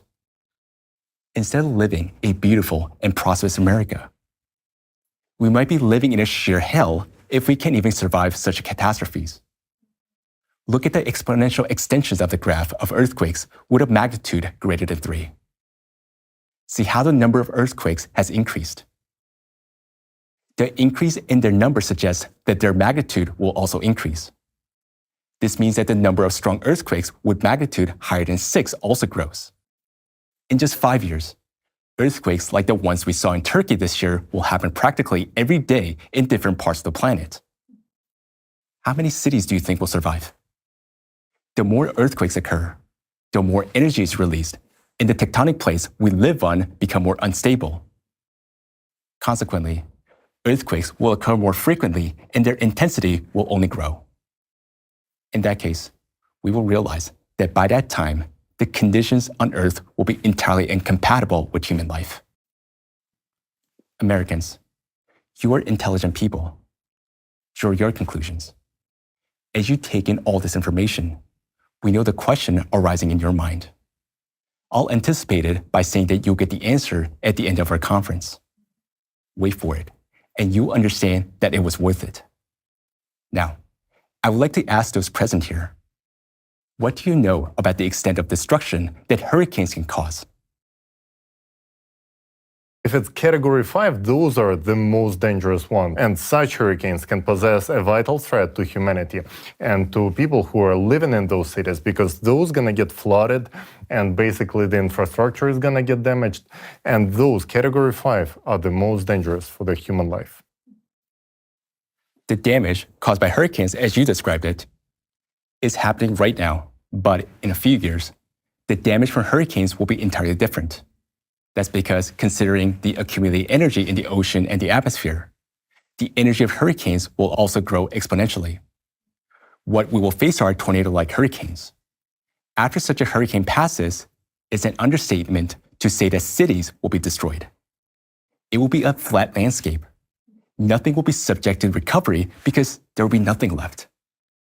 Tornado-like twisters can rapidly turn a large city, such as New York, into a smooth field, similar to a baseball field without a single blade of grass. And damage from super tornado-like hurricanes could amount to absolute $0. That's because a super tornado-like hurricanes can turn all America into a golf course. And no one will be left to pay for the recovery, as there won't be America or any other continent. It may seem impossible now, but we will soon witness this reality. In the history of our planet, such super tornado-like hurricanes occur every 24,000-year cycles, just like what we have now. Only this time, there will be much more energy. To understand how this happens, imagine a tornado-like hurricane is born somewhere in the ocean from immense energy. Its speed averages 300 miles per hour, which is twice as fast as Category 5 hurricane. As it reaches a continent, such a hurricane first tears apart our skyscrapers, shattering them into small pieces and colliding these pieces with other buildings, lifting cars and metal structures into the air. This iron-filled flow grinds and simply obliterates everything in its path into dust, like a sandblasting machine. The collision of these fragments from the destroyed buildings generates an enormous amount of energy, because any material, when it breaks apart, releases energy. And here, a vast amount of material will be subject to destruction and collision. This will contribute to the generation of billions and billions of megawatts of electrical energy. It will go into the atmosphere and into the ground, transitioning one type to another, thereby adding even more energy to our planetary system. What do you think will happen next? Hurricanes are supposed to dissipate the energy of cold and hot winds. But tornado-like hurricanes can generate more energy than was spent under formation. Therefore, it will self-sustain with the energy it generates from the destruction of everything we have built and what nature has created. All of this will increase its power and force. By self-sustaining, it will travel much further into the continent than hurricanes do today. Plus, the energy will transfer it to the atmosphere and the earth, serving it as a seed for the next tornado-like hurricanes and other climate catastrophes. In the past, similar hurricanes ground entire continents to dust, erasing even mountains in their path. This reality awaits us in the coming years due to our position within the cycle of external cosmic influence, heating our core and triggering the growth of cataclysmic avalanches of destruction. We can clearly see that by the time this impact subsides, nothing will be left alive on Earth, including the planet itself. All that will remain of our blue planet is a lifeless semblance of Mars. So, John, you're telling us really scary things here. And as a journalist, I'm trying to be unbiased, but I'm fearful. I'm sure others who are viewing this are fearful of what you're talking about. If we were going to be real about the situation here, based on your story, should we just sit and wait to die? We must do something. I mean, as humanity, we must oppose this somehow. Where's the science? These are physical processes we're talking about here. We must resist them in reality, not just in words. Yes, you are absolutely right. Okay. The probability that we can do something does exist, of course, but it exists purely hypothetically, not practically. Today at the conference, we will discuss existing options for the survival of humanity. The most important information awaits you at the end. However, many different factors complicate the conditions for saving our planet. The foremost among them is the degradation of science. Solving any problem requires understanding and addressing the root cause of the problem. For natural disasters, this is an external cosmic influence. But today, science is busy tackling another issue. In climate science, there is a dogma that climate change is driven by CO2 from humans, and any other viewpoints are censored, meaning that it is simply wrong or anti-science. Even questioning it is a taboo. And in fact, anyone challenging this dogma faces consequences. It's like a modern witch hunt. For example, I shared last November about how my freedom of speech was threatened at work. Multiple Creative Society channels were censored on social media. Many prominent scientists whom we know were bullied, and it cost them their reputation, career, and even life. Science should be driven by observation and reasoning. But today, science has become like a religion, which is based on dogma, intolerance, and authority. Such rigidity will not allow science to pivot, advance, and solve climate problems. Moreover, science lacks unified effort and mission. Understanding and solving climate problem is a complex task. It requires close collaboration among scientists from various disciplines. But today, science is divided. Just like this picture, most scientists study only her own narrow field, and thus almost nobody has a holistic understanding, especially in climate science. Moreover, the goal of scientists today is not about solving problems together and serving humanity. It is about individual survival and achievements, for example, securing grants, earning titles, and gaining wealth. Such is the design of our consumer society. As a result, science lacks comprehensive understanding of the problem and unity to work together and find solutions for climate. In summary, science fails to address the root cause of the climate crisis. And yet, it is unwilling to pivot, and the scientific community appears to have other priorities. Science will not deliver a solution for natural disasters. But what we can count on is that science to be used primarily for maximizing profit and power rather than serving people. Just note how much funds are directed towards electronic gadgets or weapons compared to disaster warning or rescue technologies. And let's be honest, in today's world, who would invest money to develop technology to save your life when one can make billions or gain dominance with that same money?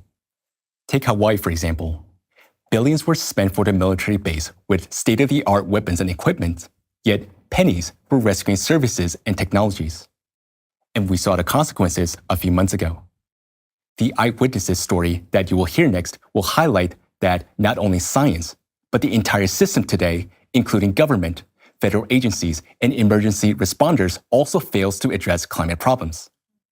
In Hawaii, thousands were left helpless. Those who were supposed to help had other priorities. And it becomes clear how our society operates and what it truly values. Let us now watch the video.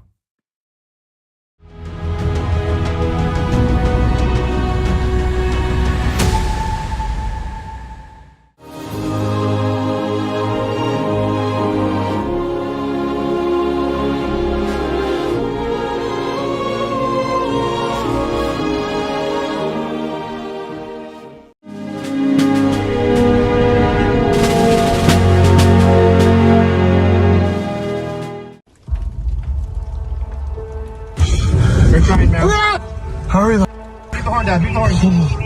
What the dude? Beat the horn, beat the horn.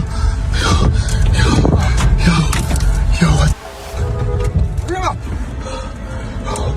No.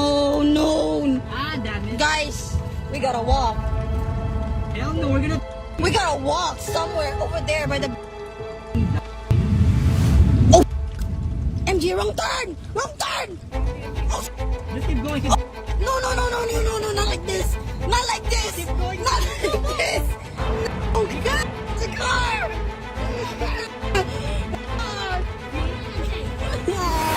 God. People are finding whole families in cars that are just and fried. They find the car and they find mom and dad in the front seat and the 3 kids in the back. School was out that day that the fire raged through Lahaina, so parents were at work and all the kids were at home. So there's massive amounts of who perished. It's hard. It's hard to, especially when you have, there's so much trauma from that day. I just remember being in the car and it's like, are we gonna make it out? Is this the last time I'm gonna see my kids in their faces? And just that feeling like you're in complete adrenaline, because it's like, do we go in the water? But we're water people, and I look at the water and I'm like, with the smoke, with the current, with all of that, I don't know if we'll make it, and just that feeling that I go to sleep with every night, it's like, but I don't even know how to explain it. It's like a zone, and you're just like, you don't even know how to feel. We lost everything. Oh my gosh, look at the harbor. The cars with full gas tanks that reached the fire, they were exploded.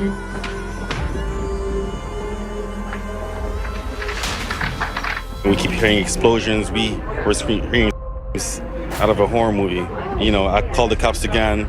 They couldn't come. The third time I called them, they said, you have to go in the water. And I said, you want us to jump in the hurricane? It's black, The ocean was pulling us at the same time. We were trying to, had debris falling on us. We're trying to get wet. And I didn't think, I just prayed and I said, God, please not today. I didn't know what to say. This is it. Both sides, to the left and the right, are on fire. White smoke starting to come, which means the fire's starting to die.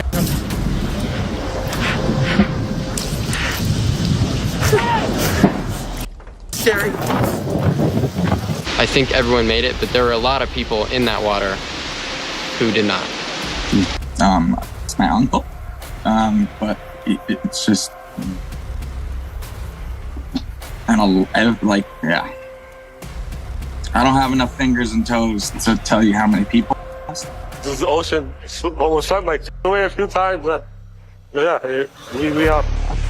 we stuck together. We held on. We're not gonna. No.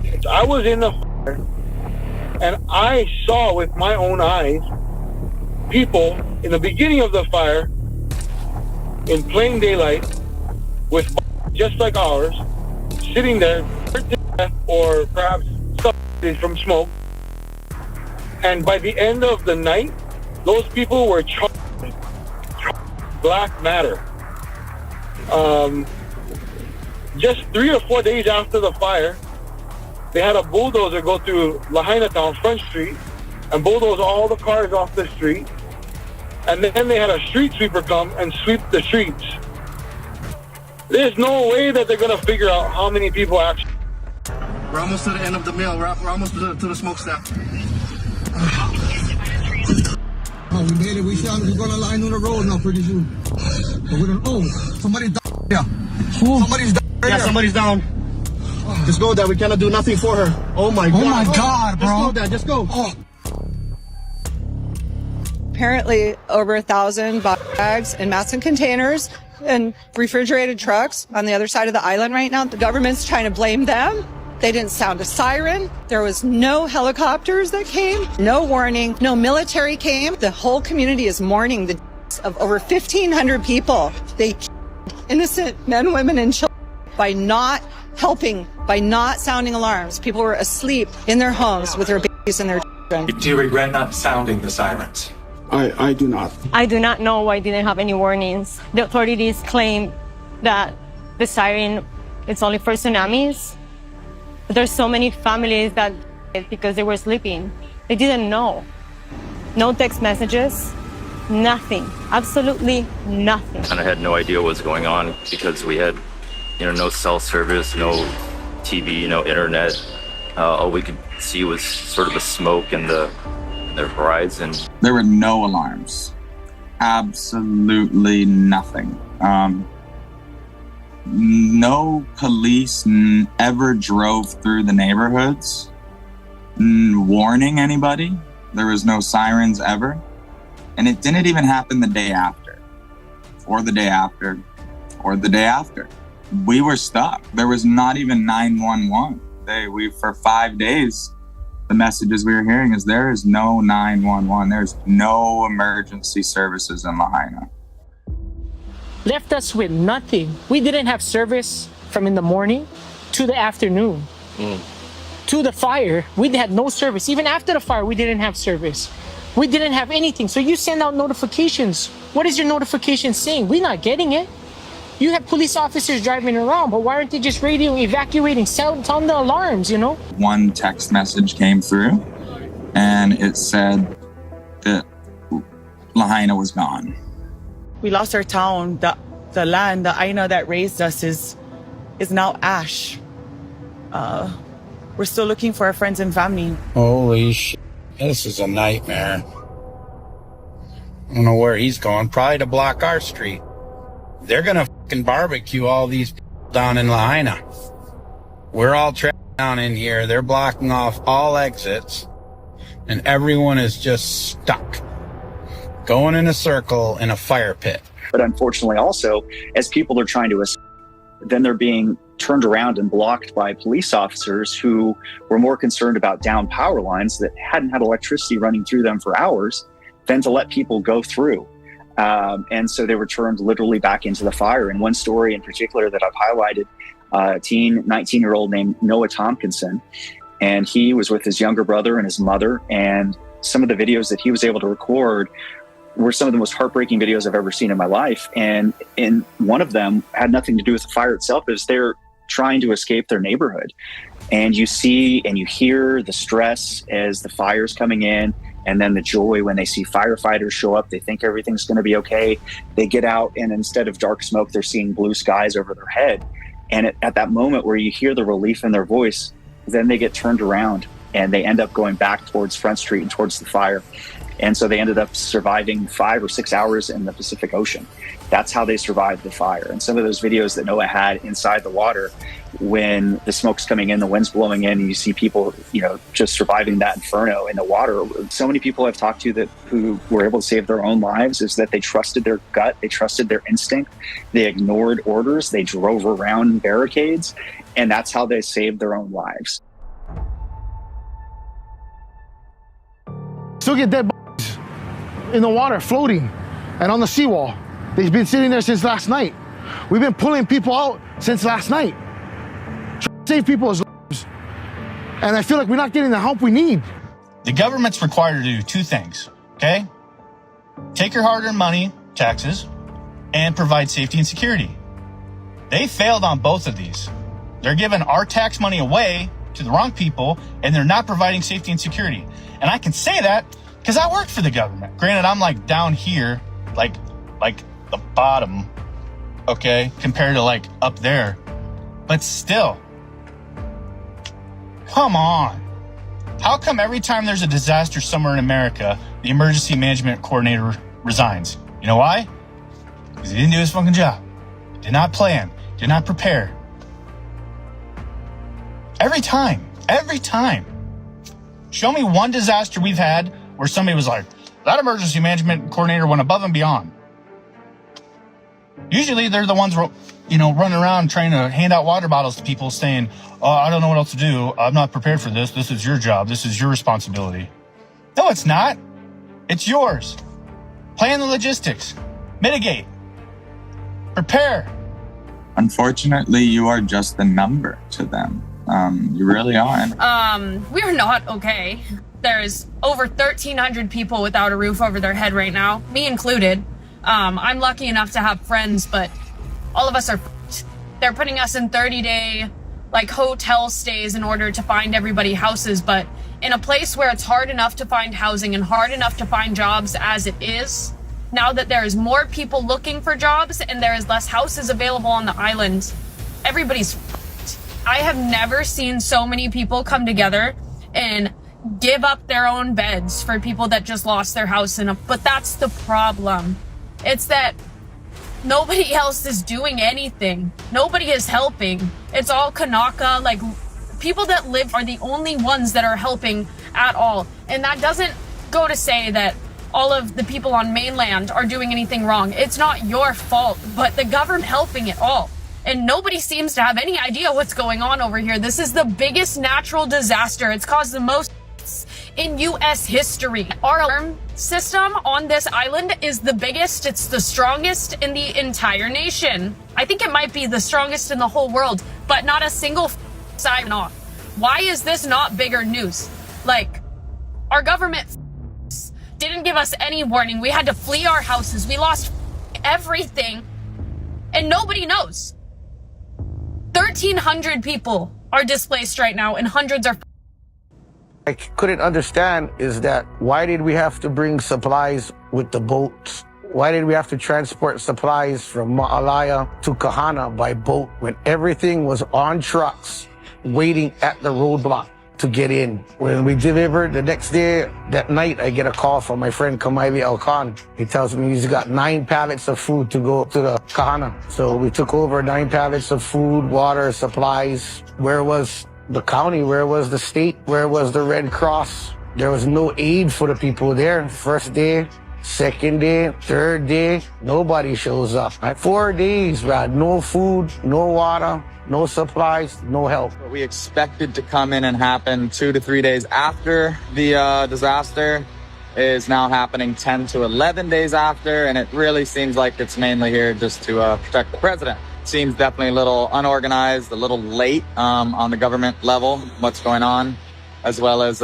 it's quite obvious that tens of millions of dollars have already been spent just in the efforts to keep our president safe and get him out here. Today, I haven't had any money come in. I haven't had anybody call me back. I didn't have anything. I have no idea. I lost my house. I lost my car. I lost my I mean, come on, man. We're not getting anything. So today, I still didn't get my meds. I cannot get my meds yet. My medicine was all burnt in my house. My rent money was all burnt in my house.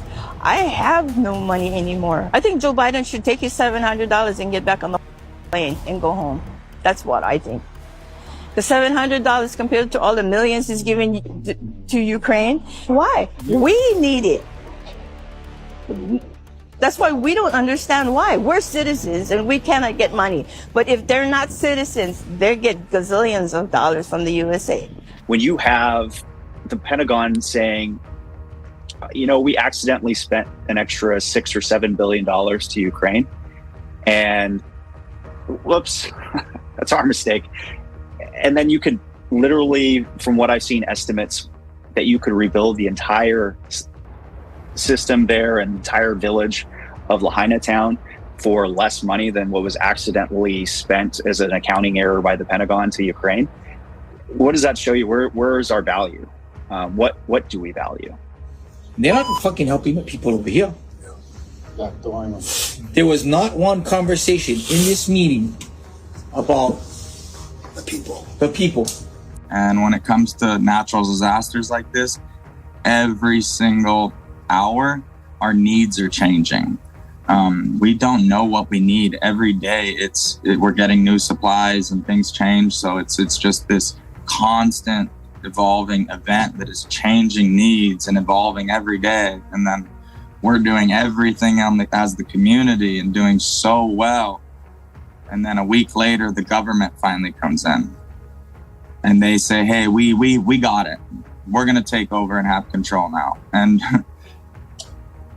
it's so late that it's disrespectful. And now we're getting shut down by the government. We're having our hubs that we have free food coming in and free supplies from all the other islands because they know we don't have work. All of our businesses are gone. And the government's coming in, shutting these down. And they're giving us $700 per family. And all the systems failed or were at least not utilized properly. for example, the police are not, the people on the ground are not to blame, because those men and women that are trying to help people, save people, they're doing the best they can, blocking off roads, stopping people from being electrocuted, etc., etc. It is the people who are above them that are not knowing where one hand is compared to the other hand, which in itself is negligence. It was an absolutely utter failure for our systems that are tested monthly. We understand the firemen were completely overwhelmed. We have so much respect for all the firemen and all the first responders. It's something different for us here because we usually win. Whenever you go, there's every fires, we usually win. We usually put together and win. And this is one that we didn't win. We got out and like a lot of people didn't, you know,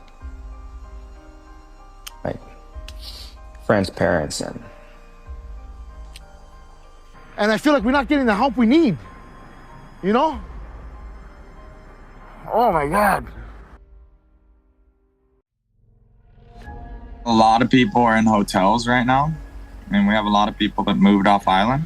A lot of people that are staying at friends' houses. We've had people staying at my house for a month. My brothers, everyone we know. But a good majority of the people are set up in hotels, right? And we feel like this is a very scary thing that the government's doing right now, because on the outside, it's making it look as though everything's going back to normal. It's making it look, there's not people sleeping on the roads anymore. There's not people sleeping in their cars everywhere like there was the first few weeks. It almost feels as though, oh, people are back to normal, right? Because we're seeing a lot of the same people, but we're not realizing they're all going back into the hotels, right? And the hotels are only opening these rooms to the locals for a very limited time. So right now, to the media and to the rest of the world, it looks like things are kind of okay right here. But what's going to happen is when tourism is allowed back, which they're saying on October 8th, they're going to tell people to get out of the hotels on October 7th. And a lot of those people are going to get kicked out of the hotels on October 7th, right? When you're in a hotel, you know it's a temporary feeling, right? It's a weekend getaway, right? It doesn't feel homey. It doesn't feel somewhere you want to stay, that you have a future. There was such a mess at a governmental level. Again, I'm going to go back to the government. It was such a mess at a local and state governmental level that it made it a million times harder for people to understand the whole scope of what was happening, to understand what was the real information, what was not real information. And that hurts people's recovery from day one. And I would say now, a month later, people are worse off than they were even back then, because the information and the action just has not been taken at the highest levels of the government there on the island, and people are suffering because of that. On a clear day from Lahaina, we can almost see Diamond Head, which is the island of Oahu, which is right where the largest naval base in the world is sitting. We could take a boat. They could have been here in 6 hours. 6 hours, you know, and they never showed up. They never came. We knew planes couldn't land. We knew cars couldn't go. And we were just expecting to see a big Navy ship, a big Red Cross Navy ship that was there to help and take people and bring supplies, and it never showed up. We had the resources right there. If there was a war going on, if something was under attack, it would have been here in 3 hours, quicker, you know. But when it comes to something like this, that's the question.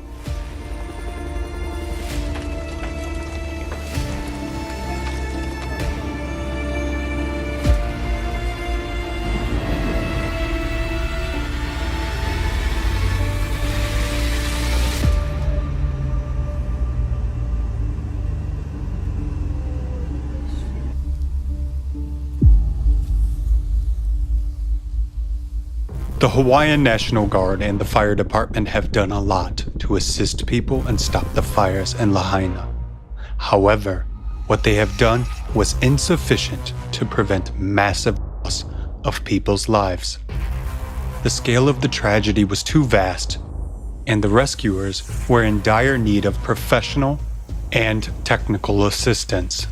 This assistance could have been provided by military bases located within only 2.5 hours by sea or a 30-minute flight, less than 100 miles from the Lahaina fire, where Americans perished, is the U.S. Navy Joint Base Pearl Harbor Hickam.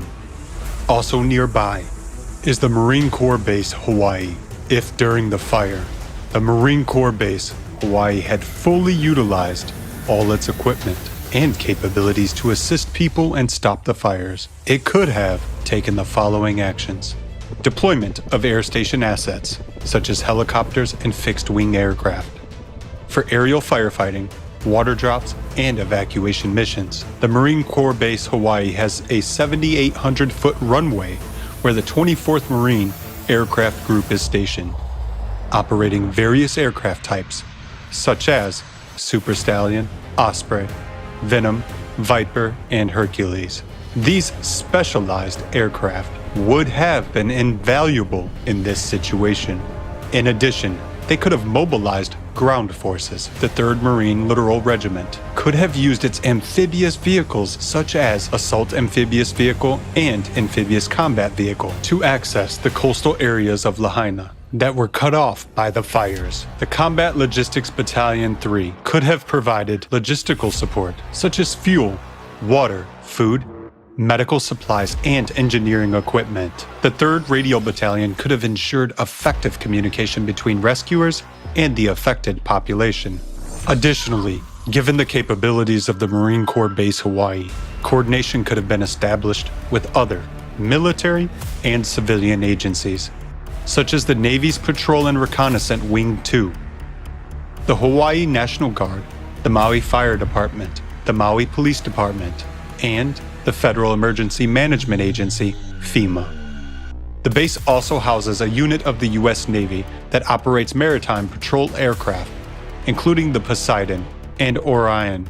These aircraft could have conducted surveillance and reconnaissance over the fire-affected areas and assisted in search and rescue operations. The U.S. Naval Base Pearl Harbor has 25 surface ships and submarines, including destroyers, cruisers, frigates, amphibious ships, and attack submarines. Additionally, Coast Guard vessels stationed there could have ensured a safe zone around the fire-affected areas and provided assistance or evacuation for people on the shore or in the water. These are just some potential actions that could have been taken to assist people during the fires in Lahaina.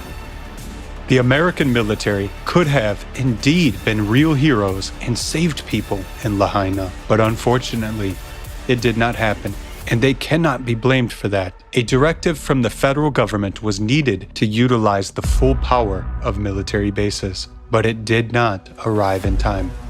The fires in Lahaina started on August 8, 2023, at approximately 6:37 a.m. local time. It was 2 days later, on August 10th, that the governor of Hawaii requested federal assistance. 6 hours after that, President Joe Biden approved the request. However, by then, the fires had already caused irreparable damage and resulted in loss of life. Their lives cannot be brought back. Like all Americans, these individuals paid taxes, some of which contribute to the military budget. In 2023, the size of the military budget was $858 billion. These are substantial funds that were supposed to ensure the safety of citizens. In practice, that did not happen. Why? Do we need such an army that cannot protect us and help us in our most challenging moments? As it turns out, the military is not designed to save lives. It's designed to consume our taxes and create the illusion of power and strength. Just 2.5 hours by sea, or 30-minute flight separated the base of one of the most well-equipped militaries from burning American citizens. Yet, even the most well-equipped military in the world did not save its citizens. It could not save American lives. Any one of us, including you, could find ourselves in the place of the victims of tragedy. Will help come to you. Draw your own conclusions.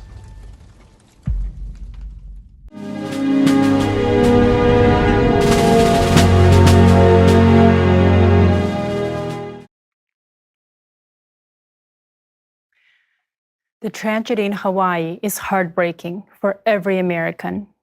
It's hard to imagine that you, your family, could have been in that hell, where at any moment you could have just burned alive in your own house or car trying to escape. We used to only see this kind of scenes in movies, but now it has become our new climate inevitability. So as you go to bed, leave for work, drop off your children at school, just know that this might be the day when the climate devastation will come for you and your children.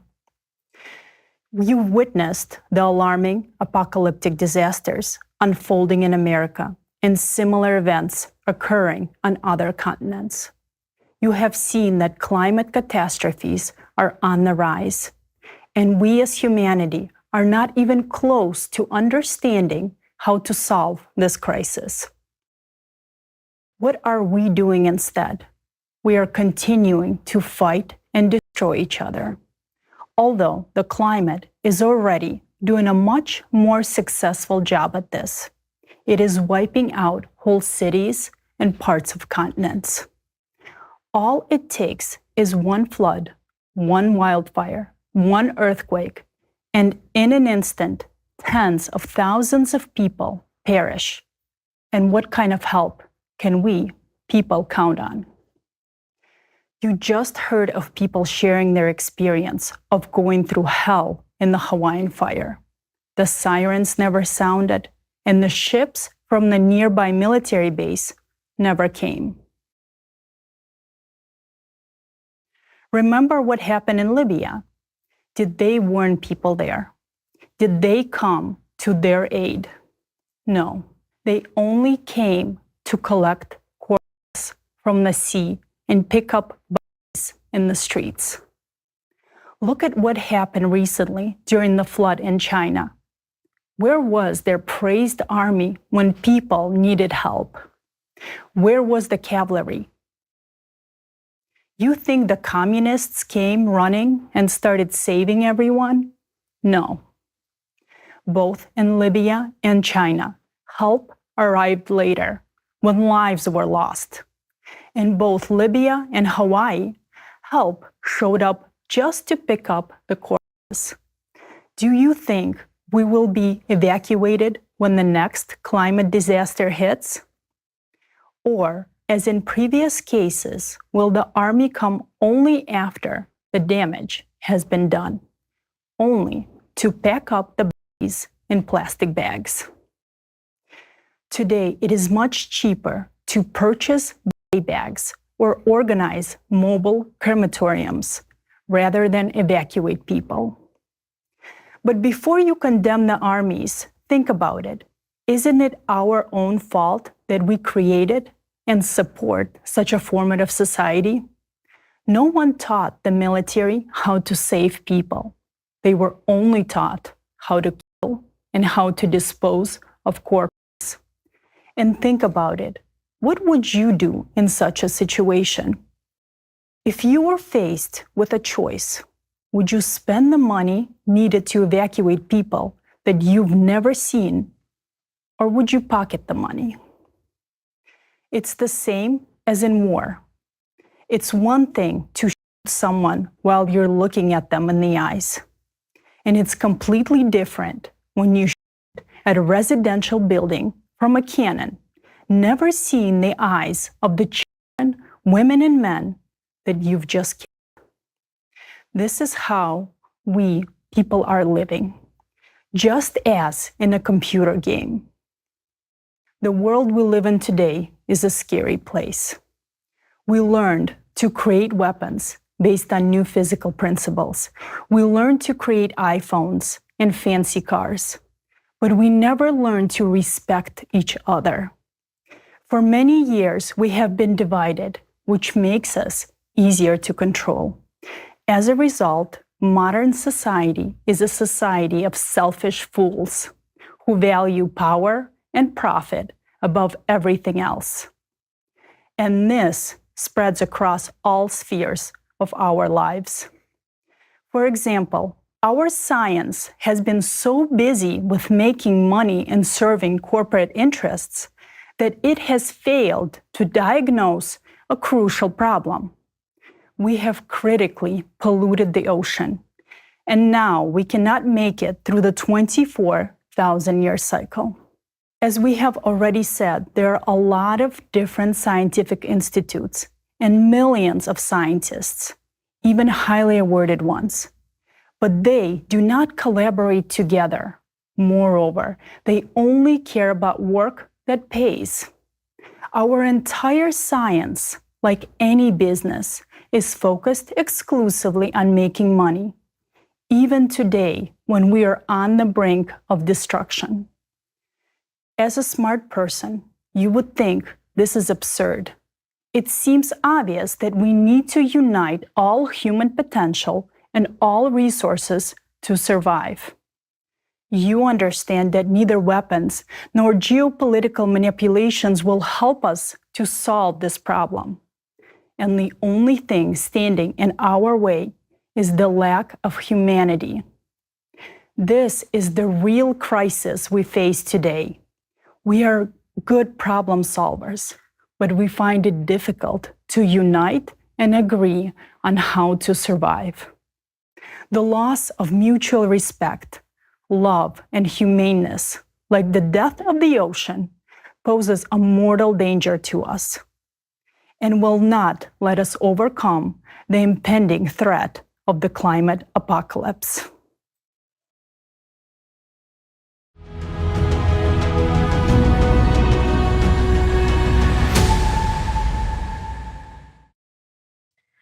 So, we have a huge problem, a planetary scale climate catastrophe that we need to address very soon.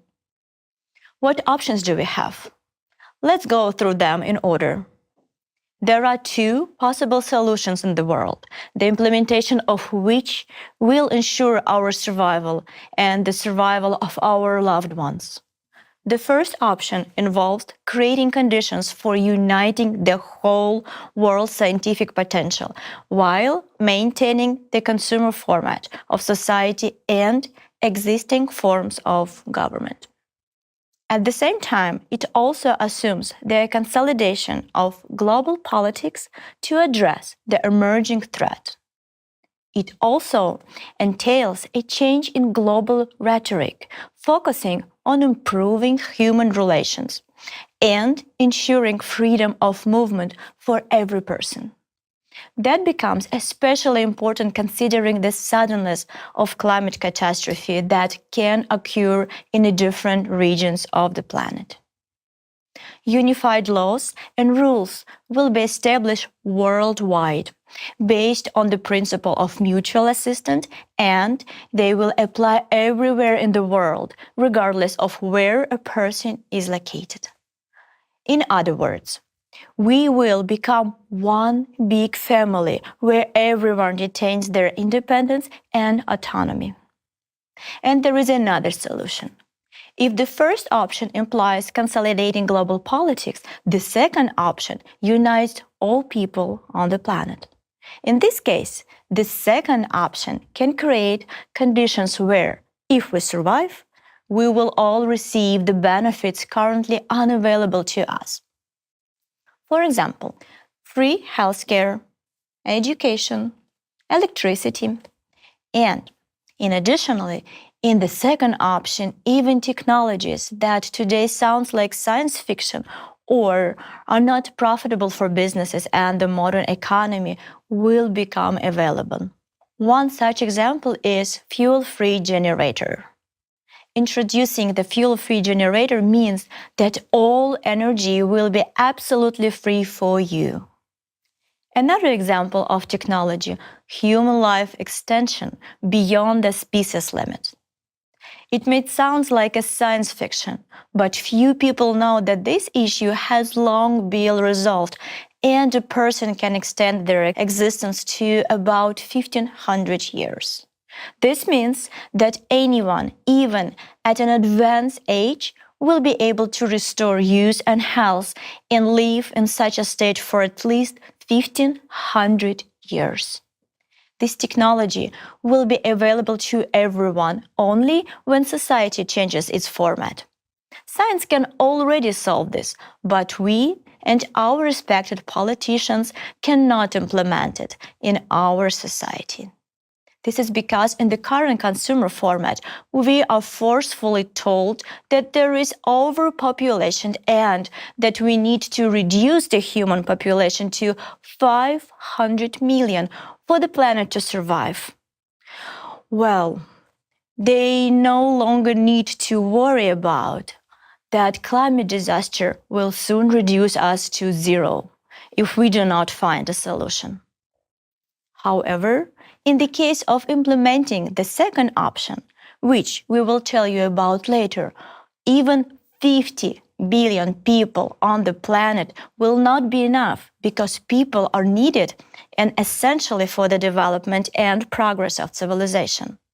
Not to mention that everyone can be provided for and each can enjoy a heavenly life without harming the environment or killing the planet. So, let's move on to a more serious review of these two ideas.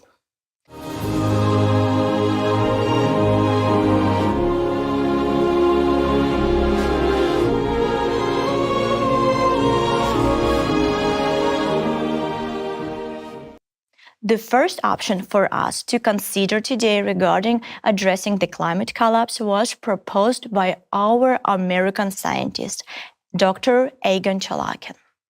Dr. Chalakian is a visiting researcher at Harvard University and retired particle physicist, international tax law and intellectual property law professional with a national security background.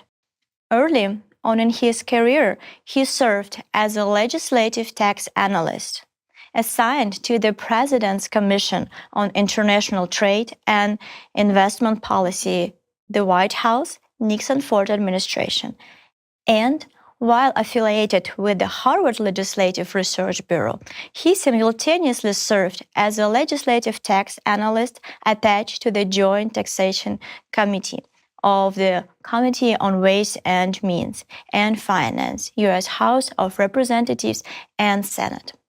During his early career, Dr. Chalakian likewise served both the Reagan Kitchen Cabinet and Reagan White House as a legislative tax analyst.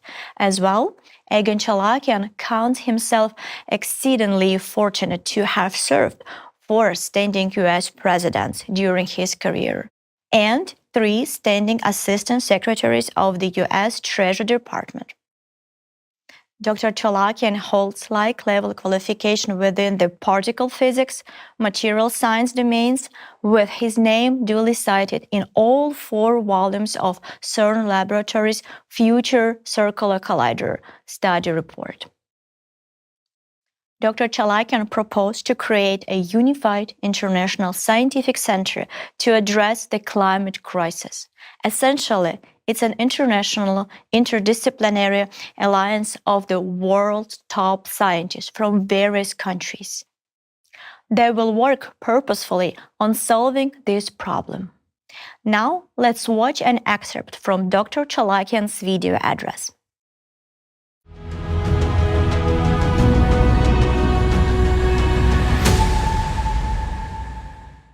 My name is Egon Chalakian.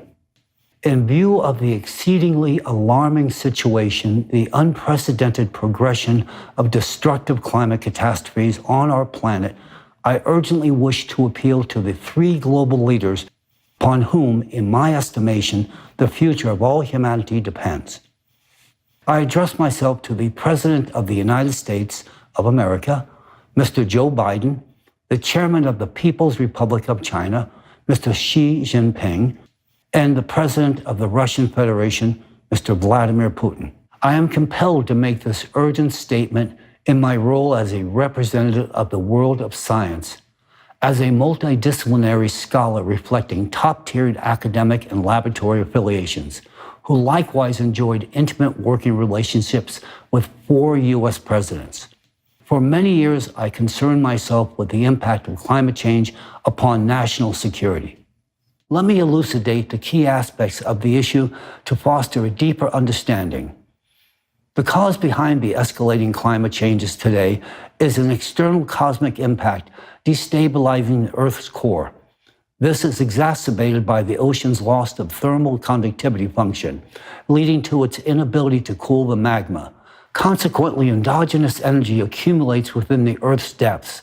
Take a look at 2 critical parameters. The first chart shows trends in the amount of heat stored in the world's oceans. And the second chart shows annual divergence of global ocean surface temperature. In both cases, there is a definite upward trend visible in the data. These disruptions in the balance of the planet's operation result in a rapid increase in both the number and intensity of extreme atmospheric events, including hurricanes, typhoons, tornadoes, and anomalous precipitation, leading to floods. This perturbation also extends to geodynamic catastrophes, such as earthquakes, volcanic eruptions, etc. Furthermore, according to a mathematical model devised by the international scientific group ALLATRA, the escalation of climate catastrophes occurs in a geometric progression from which it ensues that in just 7 years, as a consequence of the cataclysms on Earth, there will be hardly any habitable place remaining. I have verified their calculations in this mathematical model and have every reason to assert its accuracy and precision. I wish to underscore that I have been involved in developing methodologies for analyzing the veracity of information which have been employed by the Office of the Director of National Intelligence, CIA, and other U.S. and foreign intelligence agencies. Therefore, I possess a level of competency sufficient to assert that the progression of increasing strength and frequency of cataclysms proposed by ALLATRA is, in fact, accurate.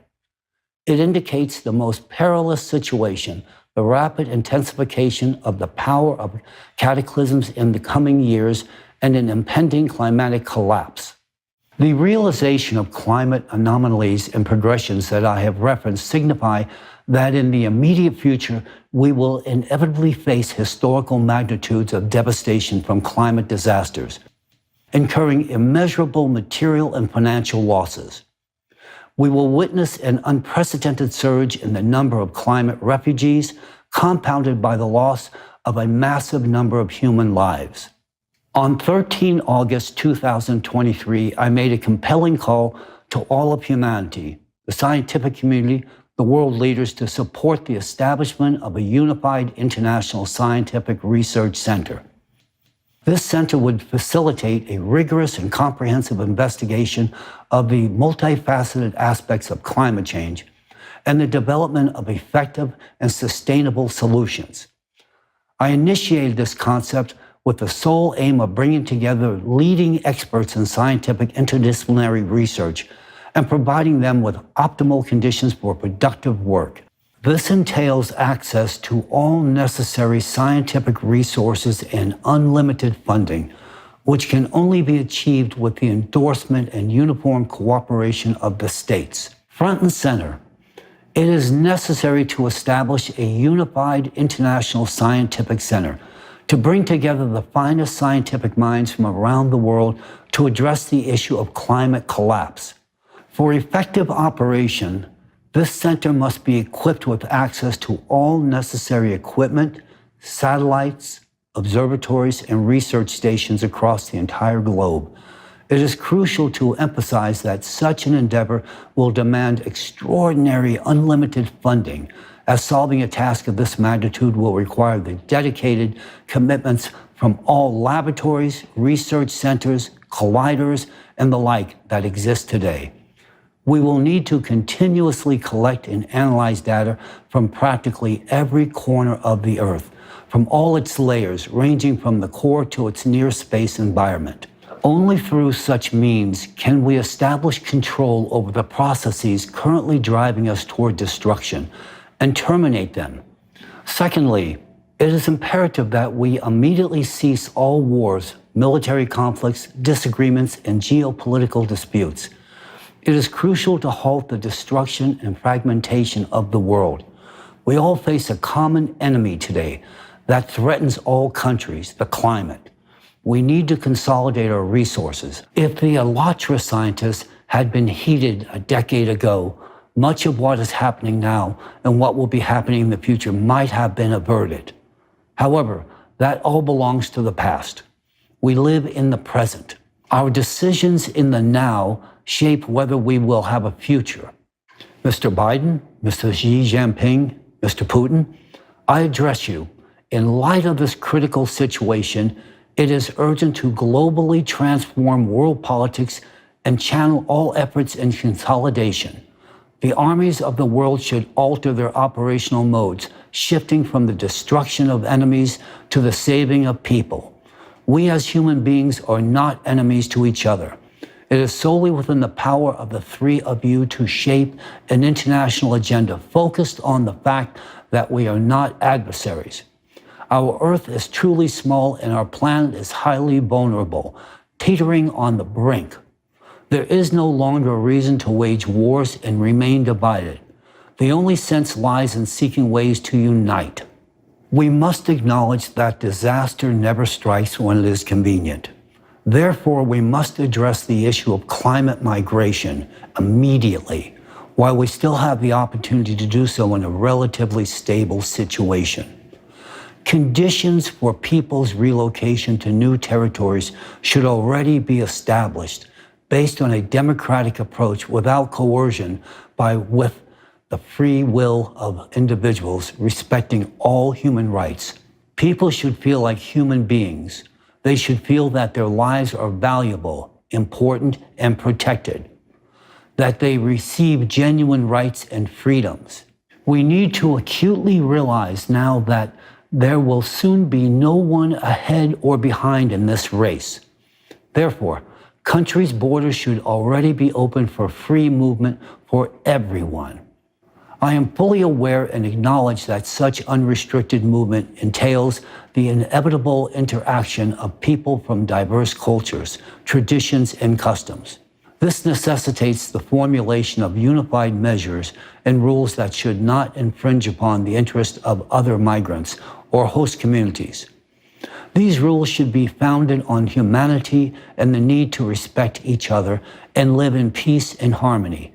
It is vital that people don't have artificial reasons for conflict, that their honor and dignity are not violated, and that they preserve their human identity. Clearly, large-scale relocation of people will entail the necessity of reorganizing the economic system. While maintaining individual national economies, a unified planned international economy is required for the distribution of essential products and necessities and for other purposes. This unified economy should be focused on ensuring human dignified living conditions for all people, regardless of their place of residence or relocation. It is the epicenter of this emergency situation where we all find ourselves today. Every country already experiences the impact of climate change. Many countries have already significantly suffered, and soon no country will be left untouched. With each passing month and day, the situation will take on even more serious and severe dimensions. But for now, we still have a chance. We have a chance if you listen to us. The world we live in yesterday no longer exists today. Many may not want to accept this, but regardless of our attitude, there is no reversal to the past. Either we build a new format of interrelations, cease our divisions, and protect this planet, or this destructive process, which has already become irretractable and uncontrollable, will culminate in the dismay of entire humanity. We still have a chance. If we don't seize it, all wars and politics will be meaningless. Everything will be in vain.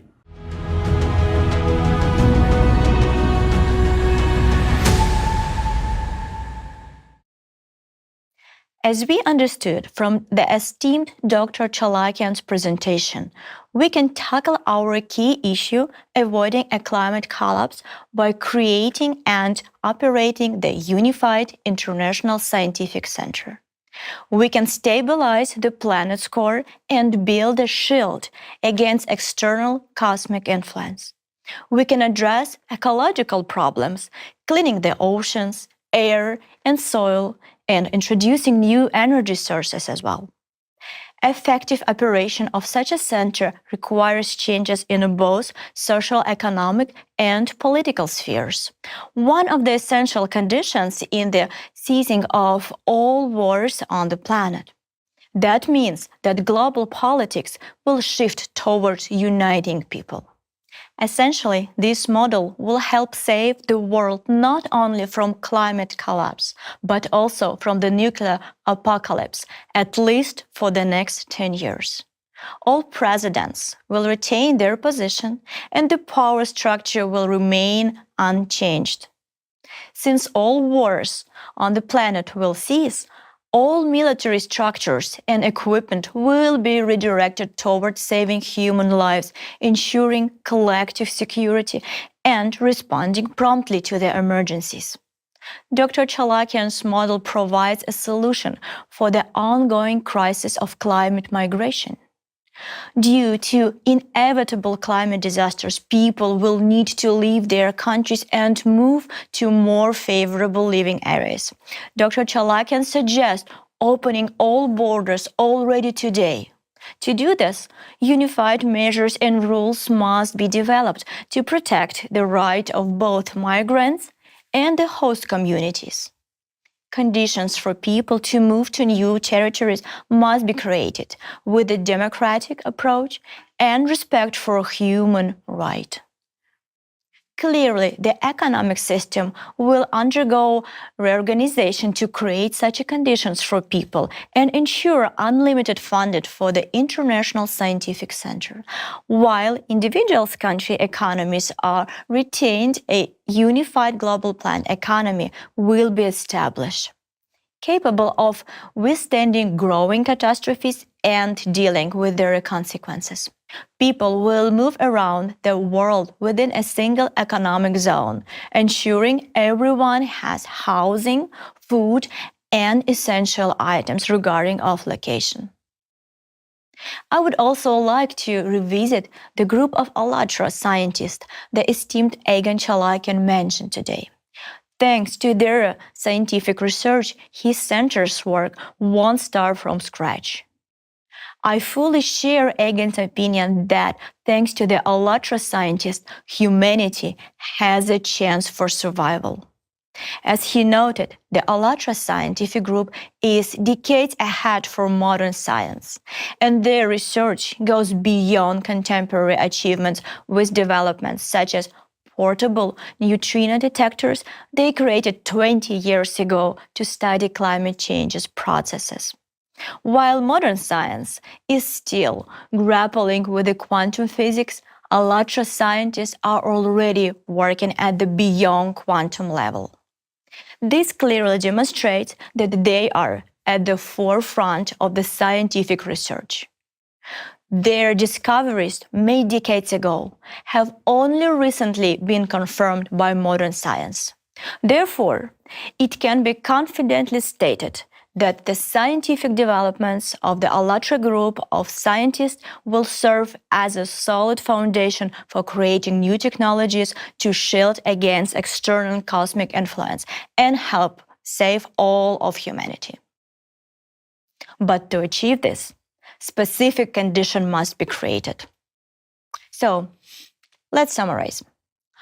We now understand that we won't find a solution to the global climate challenge within the current society format, considering the state of our science and geopolitical tension. Therefore, Dr. Chalakian proposed certain minimal changes to our existing societal format while addressing the climate problem. Dr. Chalakian's model also includes ending all wars on Earth while keeping the political system and the power structure unchanged, addressing the issue of climate migration, establishing a unified global planned economy, reorganizing global politics within a focus on the consolidating all countries, creating a unified scientific center dedicated to saving humanity. Ultimately, Dr. Chalakian's model represents an ambitious and promising plan that can bring together the world's best scientific potential to tackle the climate challenge before us. It also aims to create the conditions for all people to be prepared for the impending catastrophic changes and minimize the risk to life and society.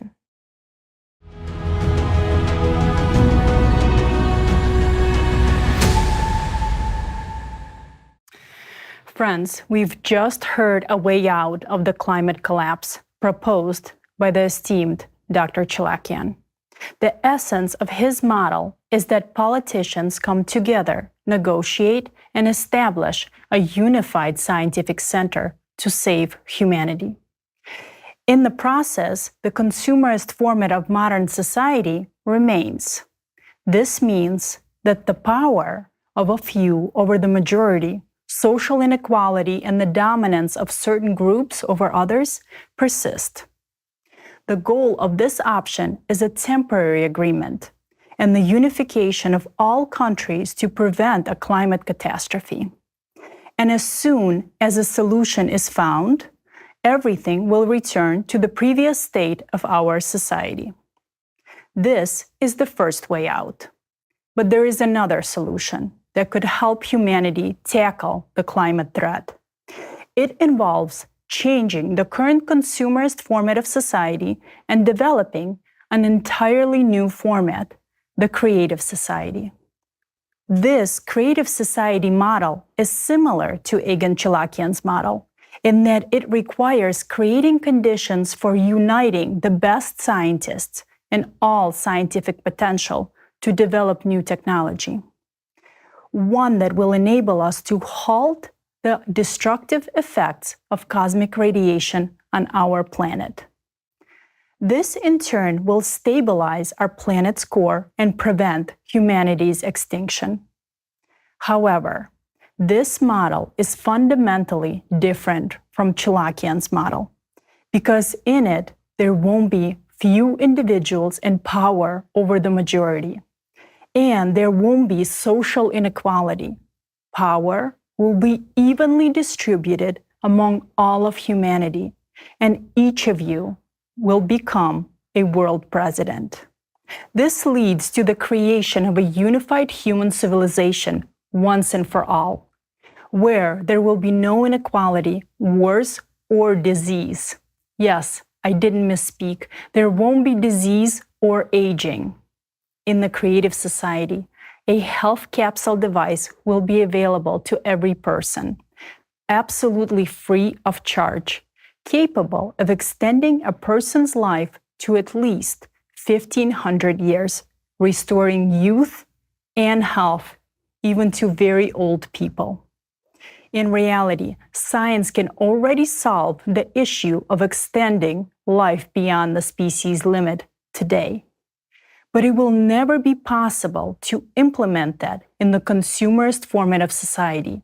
It's also impossible in the version proposed by Egon Chalakian, because his version retains the consumerist system, and for this format, 8 billion people is already too many. That's why there can be no talk of life extension. We can't even dream of eradicating disease, not even the most basic ones. No pharmaceutical company will allow that, because they need to dominate us, extract money from us, and keep us fully under control and manage us. The creative society's primary value is human life, including health, youth, and well-being, not money and power. I also want to emphasize an important point regarding population size. While 8 billion people may be too many for the consumerist format, even 50 billion people would be too few for the creative society. And yet, every individual's essential needs will be met, from food, clothing, and shelter to luxuries we can't even dream of today. And all of this will be available to everyone completely free, and there won't be any disease or aging. Even more interesting is that humans will live in harmony with nature. Our environment will thrive, and our oceans will be cleansed. We won't need to kill animals to feed ourselves. We won't even need to pluck fruit from trees, because each of us will have a matter replicator. This technology can create any product according to your taste. We've talked about these technologies and the tremendous benefits of the creative society many times before. You can learn more about the creative society from the previous forms: Global Crisis, There is a Way Out, and Global Crisis, Our Survival is in Unity. But can we actually build such a society? That question remains open.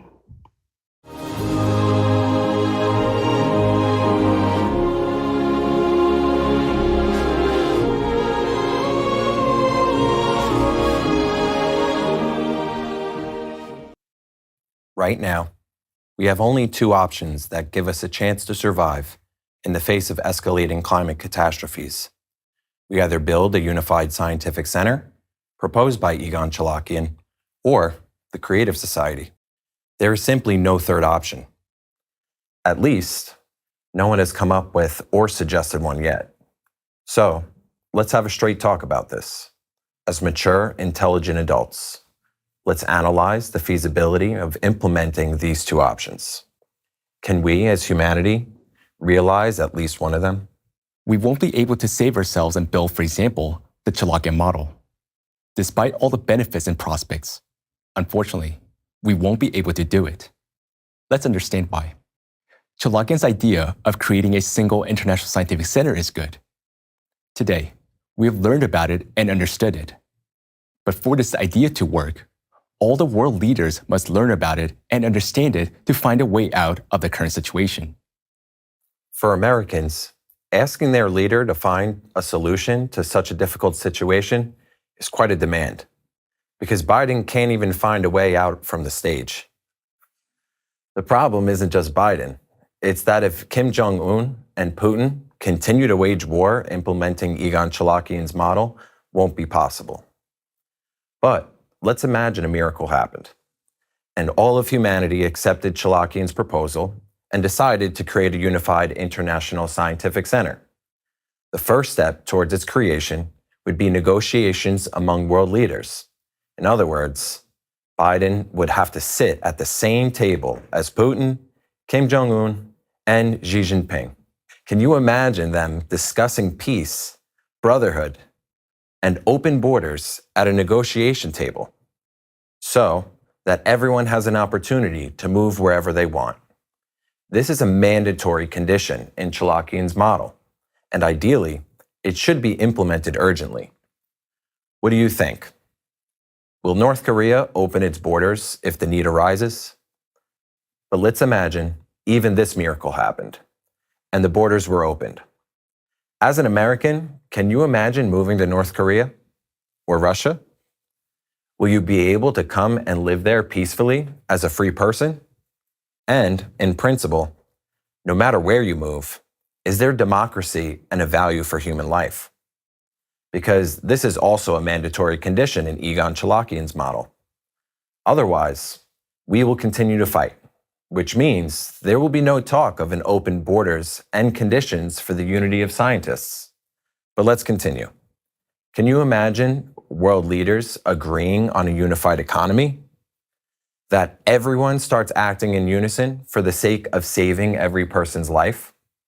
That all military structures merge into one, and all military personnel are retrained as rescuers. Now, their task is not to kill people, but to save them from the climate catastrophes.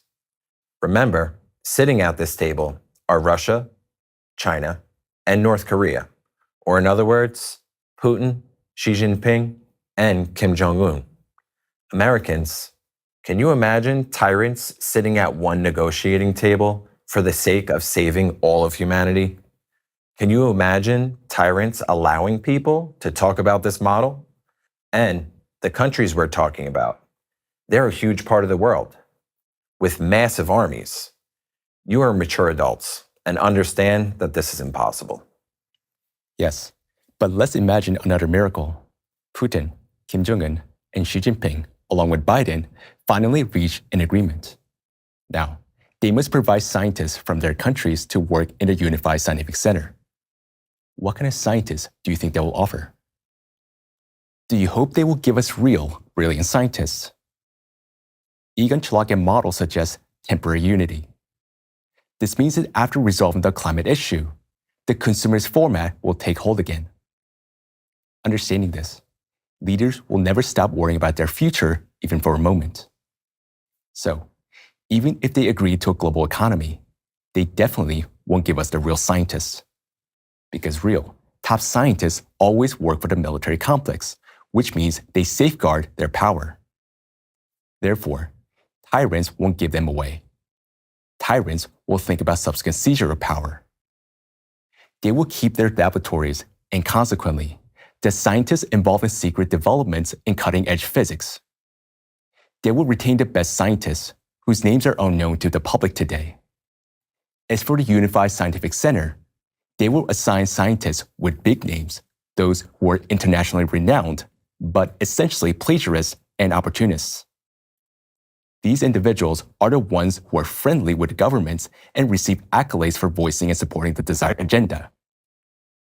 In simple terms, the tyrants will give us careerists, who are far more prevalent in science than the true scholars. They will give us those who can do nothing except to fight for grants. Today, we use their data to explain what is happening with the climate. Was it difficult for you to understand? No, you understood everything. But why couldn't they comprehend it? Why can't even they add 2 plus 2? Because they lack the intelligence, and in the modern world, we don't really have the true science either. These scientists can't comprehend what is happening to the Earth. Can they make a scientific breakthrough? You, as intelligent people, know the answer very well.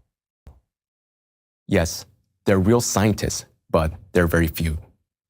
There are no more than 200 real scientists in the entire world. If they're not involved in developing new technologies to save the planet, then our chances of success are greatly reduced. Here's another answer to why Chalakian's proposal is shaky. We understand that no tyrant will relinquish their power, open borders, or give up their scientists. But what about the people? Can the public influence their leaders' actions in any way? Let's look at this situation objectively. To bring about change, people must understand what is happening to the planet and what Egon Chalakian is proposing. Take North Korea, for instance. Will the people there grasp the essence of Chalakian's idea if they only know to worship their leader as a god? Or perhaps the Chinese, who have learned to work like robots and idolize their leader? Or even Russians, who aside from drinking vodka, seem to excel only at praising Putin. And look at what's happening in Russia right now. We haven't even moved towards implementing either option, where the mandatory condition is the unity of all people. In Russia, they expelled Alatra as if they were driving someone else's flea-ridden dog out of the yard. As you know, thanks to the Alatra scientists, people now have a chance for survival. It was the Alatra scientists who initiated interdisciplinary climate research, but Alatra was expelled from Russia as an undesirable organization. Evidently, Putin considered Alatra a threat to his power. Yes, it's absurd. But in the consumerist format of society, This is absolutely normal. And the politics and security of one dictator are much more important than the safety of a country and the salvation of humanity. We understand that for the sake of one tyrant, they are ready to kill millions of people. A tyrant doesn't care about other people's lives. They only care about their wealth, their money, and their power. And before you judge him, think, are you not the same? Did you care so much about the situation in Hawaii, where our fellow citizens, Americans, were burning alive while you were comfortably on the couch, daydreaming or sipping coffee, planning your day? And during that time, you knew that people, our fellow citizens, Americans, were burning there. Thousands of people died in Hawaii. Now, imagine this situation. For every person who burns in Hawaii, you can receive $100,000. And you face a choice. Keep these people alive or take the money. There are two buttons. The green one, to get the money, and the red one, to refuse the money so people can live. What would you choose? Money or people you don't know? People you've never seen and you've never looked at in their eyes? Just answer honestly. Answer to yourselves, not to us. You'll lie to us. Here's your answer. We are just like these tyrants. Why? Because in the consumerist format, it's normal and natural. But let's get back to Alatra, which was simply expelled from Russia as if they were chasing out a stray dog out of the yard. They just expelled the people to whom we, as humanity, already owe our chance at survival. What can we expect from the people who treated Alatra this way? Their power is more valuable to them than not only the safety of their citizens, but also the safety of all humanity.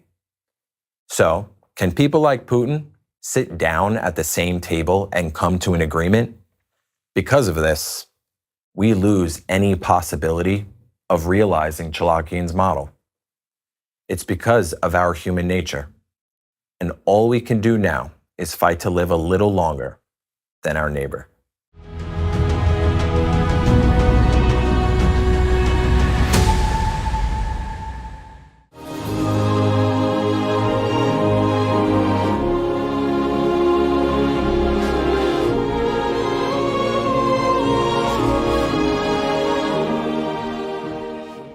All right, let's step away from the reality and just fantasize. Purely hypothetically, imagine that yes, a miracle happened and the leaders did agree, accepted Chalakian's model, and scientists united, started working, and managed to save our world. And we have another 1,000 years of peaceful life. But is it really that peaceful? Because as soon as the climate problem is solved, everything will return to the way it is now. Economic and military confrontation and nuclear weapons. Even worse, there will definitely be the development of even more terrifying weapons than nuclear ones. To save our planet, scientists must delve into the beyond quantum world. They will have to tackle the most serious task of saving the world. However, they will also be compelled to explore another realm of physics, delving into a world that we're not yet familiar with. But in doing so, they will inevitably contribute to the invention of new weapons, even more frightening based on the new principles. And the principles of the new physics that initially saved us from the climate will ultimately become the means of our destruction. The world will divide. And once again, we will face the threat of humanity's self-destruction due to greed and tyranny. And is it worth saving this world if, in the end, it will be destroyed by someone like Kim Jong-un or Putin because of their own ambitions and fears? Yes, this will likely not happen in our times, but in the future generations. Let's look at the history. Tyrants have always existed, and the threat has always been present. They simply didn't have the kind of weaponry that modern tyrants possess. Now, let's look into the future. What are the chances of survival for all of humanity? Objectively, these chances are very slim, and there are too many reasons for this, the most significant being the human factor. This simple, plain human factor will become an insurmountable obstacle for the leaders of the world today in implementing the project proposed by Egon Chalakian.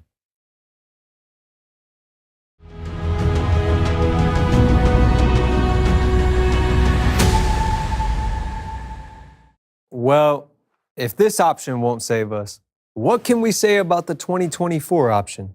He won't save Americans either. What do you mean, bro? What's the 2024 option? What are you even talking about? I'm talking about the U.S. presidential elections, of course, bro. Yo, did you know that in 2024, there will be elections not only in the U.S., but also in Russia? That's why I'm talking about the presidents of the apocalypse. The one we choose will become the president of the apocalypse, both in Russia and America. Bro, not just the president of the apocalypse. Judging by the direction our world is heading in, this president might also become a new horseman of the apocalypse. So, who will we choose for this crucial role? Well, if we chose Biden, he certainly won't measure up to being a horseman of the apocalypse. After all, according to the Bible, a horseman of the apocalypse should ride a horse. And Sleepy Joe isn't much of a rider. He falls even from a bicycle. But as the president of the apocalypse, he would perfectly embody all characteristics of our modern science. Just like Biden, science can't seem to find a way out and constantly deals with a non-existent threat in the form of CO2, just as Sleepy Joe regularly interacts with non-existent opponents. Yo, facts, bro. Scientists pretend there's no climate progression, and we'll pretend not to see his progressing mental degradation. It's scary that it's not just his mental degradation, but also America's degradation as a country. By the way, when choosing Biden as the president of the apocalypse, we need to consider that we definitely won't be able to impeach him. Even now, they tried to impeach Biden and make him leave. Clowns. He doesn't even know where to go when leaving the stage. How will he leave the presidency? He doesn't even know where to go. Look, bro, all right. So Biden is not cut out to be president of the apocalypse. So who will be the president of the apocalypse in the U.S. for 2024? Who will be best at brainwashing us? Think about it. We also got Trump. And with him, we certainly won't be bored. He'll probably launch his own brand, The Last Apocalypse President 2024, and sell merchandise for $7 million in the first 24 hours. He'll dance and give speeches about how huge he is and how important he is to America. Jokes aside, bro, let's talk seriously. If we choose Trump, we'll all drown in an ocean of lies together. But at least we'll have fun. We'll laugh. Watch as he destroys our chances of survival. There has never been a more dishonest person. This is the president who promised to make America great, but then plunged us into debt. And now he's worse than the president of Ukraine. Bro, why you say that? A lot of people rock with Trump. Trump has more and more support because we lack wisdom. I don't mention Ukraine for no reason, bro. Do you remember how Trump bragged about supplying weapons to Ukraine? What did he say? Obama gave them pillows and blankets, and I gave them weapons. Don't we have that video? Pull it up. I'm the one that gave Ukraine offensive weapons and tank killers. Obama didn't. You know what he sent? He sent pillows and blankets.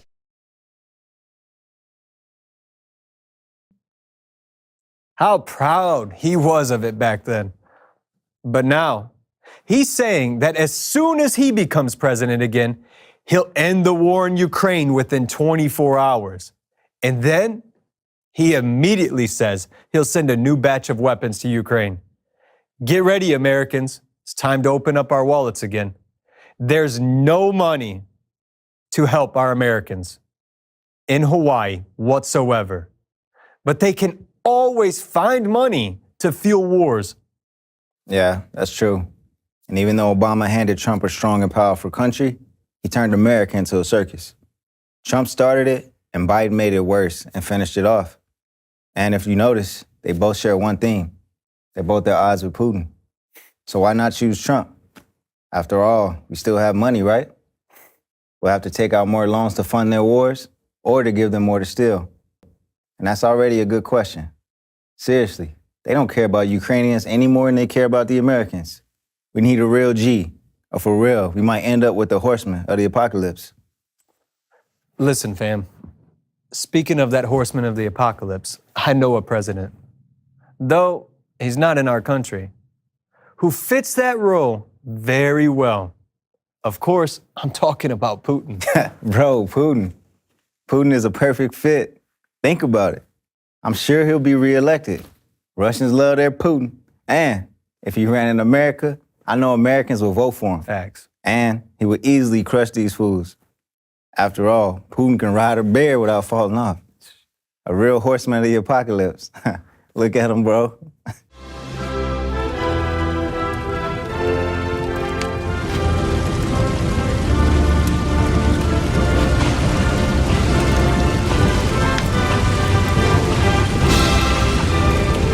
We're joking, of course, but in all seriousness, we have very big problems. We are all in one deep shithole, and our future depends on the next president. We need a president who's ready to confront the climate. Yes, my fellow Americans, our choice is limited. Either we prepare our wallets again for another president to take our money, or we start thinking about the future of America.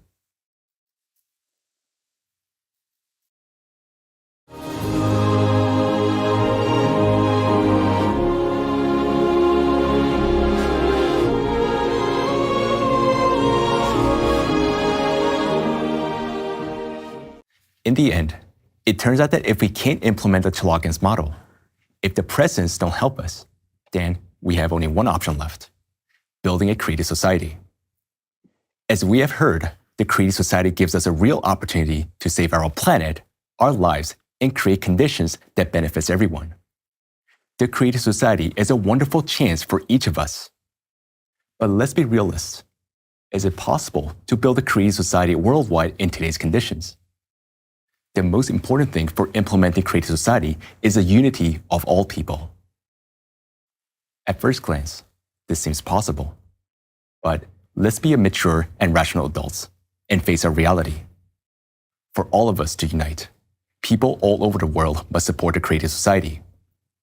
To achieve this, people need to learn about the creative society and all the real benefits that each person on this planet will receive by adopting the creative society. Only a fool would refuse this opportunity. But to accept it, people must learn about it in every country, all 8 billion people. Now is the time to revisit our heroes. Can you imagine tyrants allowing people to discuss the creative society freely? To talk about a society that guarantees the realization of the freedoms and rights of every person? A society that forever liberates people? Can you imagine people in North Korea learning about the creative society and all of its benefits and its qualities? All they are occupied with is worshiping their ruler as a god. Will he build a creative society for them? Seriously, will he save them? On the other hand, will the Communist Party save the Chinese people? Can you imagine people there, for example, freely walking the streets with creative society flags and openly talking about it? Do you think it's possible? By the way, China is one of the first countries that, according to our forecasts, will disappear within the next 5 years. But the Communist Party doesn't care about that. It will hold on to its power and dominance over the minds of people until the end.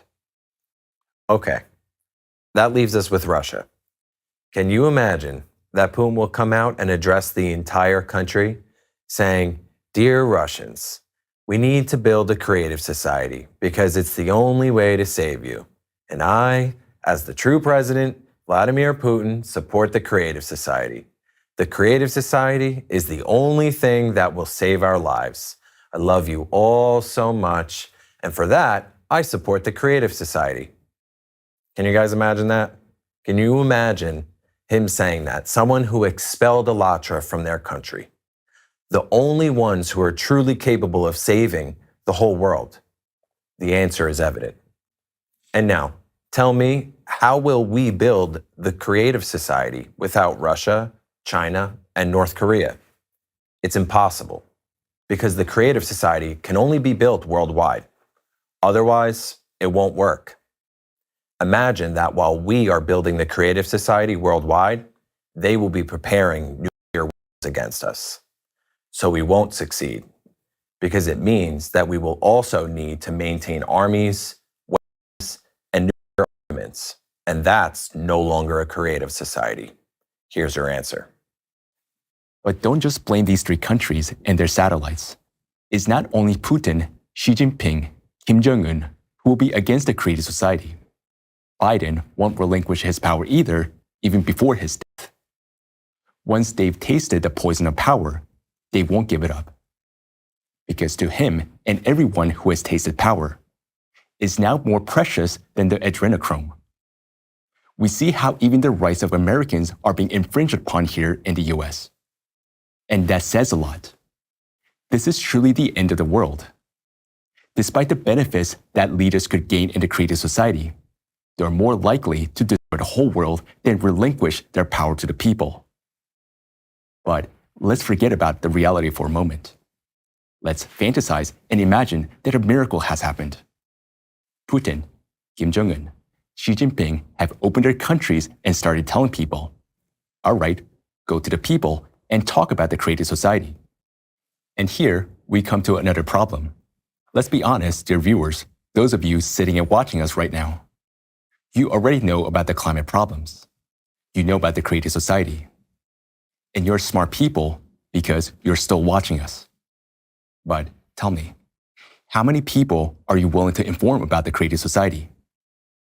Earlier, we emphasized that for its implementation, everyone needs to know about it. And why go so far to other countries? Here in America, we need to inform the entire population, all Americans. Tell me, who will you personally inform? The maximum you will tell is your neighbors and friends, but no further.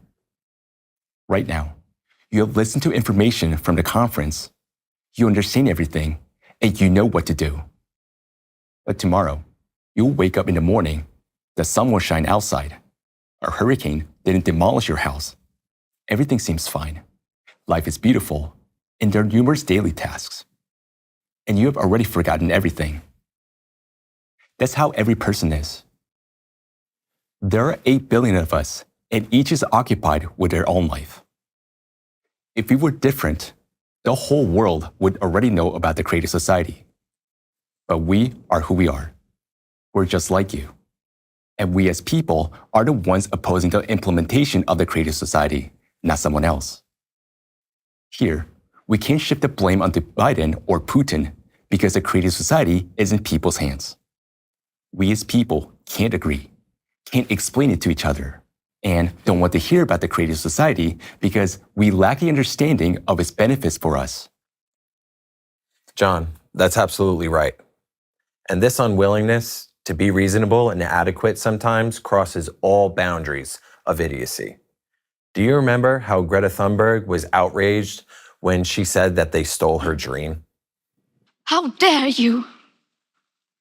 You have stolen my dreams and my childhood with your empty words, and yet I'm one of the lucky ones. And similar reactions can be seen from many people towards the creative society. These inadequacies complain that the creative society is stealing their dreams. It looks something like this. This is all wrong. I shouldn't be here. I should be at work, slaving away for my retirement and paying my bills. How dare you rob me from getting old, the illnesses I accumulated over the years, my utility bills, and everything else. You've stolen my dreams of growing old in a nursing home. And now I will have to run young and healthy until I'm 1,500 years old. But I only planned for 75. And I've planned everything out. I even have a list of diseases ready. You've already irritated everyone with your creative society. I hear about it from every TikTok account. I'm lucky. I am conscious individual, but others are not. They want everything the creative society offers. And people like me, they understand what we're going to lose. Crisis, poverty, wars and violence and boring life. Mark my words, creative society advocates. All our eyes will be on you and your actions. And if you go through with your plans, we will never forgive you.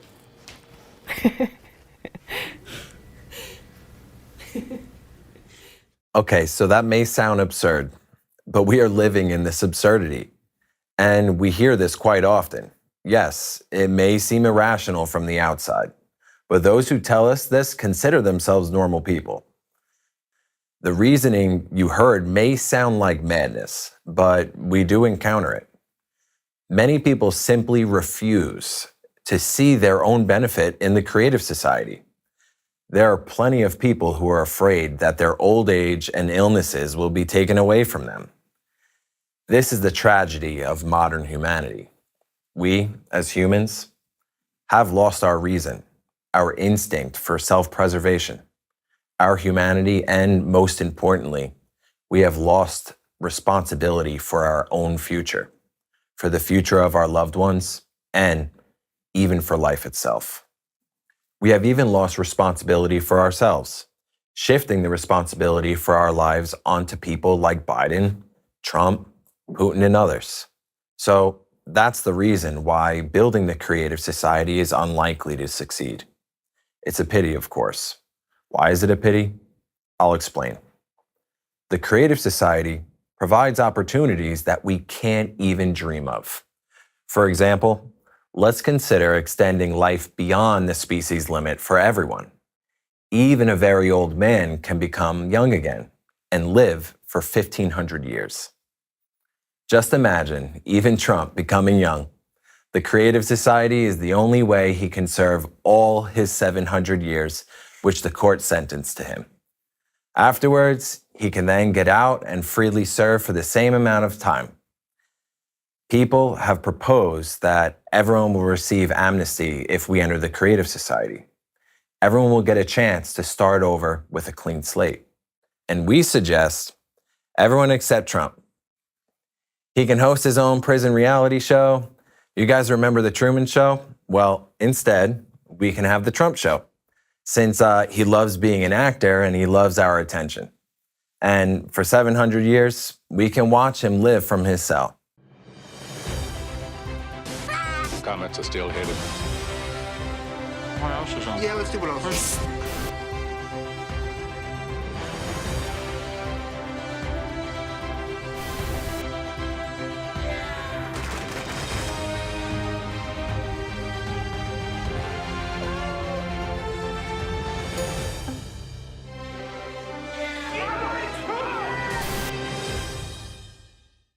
Well, if this isn't worth building the creative society, if you don't like that, I don't know what else to say.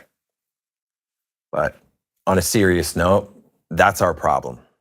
We, as humans, don't want to hear anything inconvenient and don't want to do anything that interrupts our everyday life. We shift our responsibility from ourselves onto others.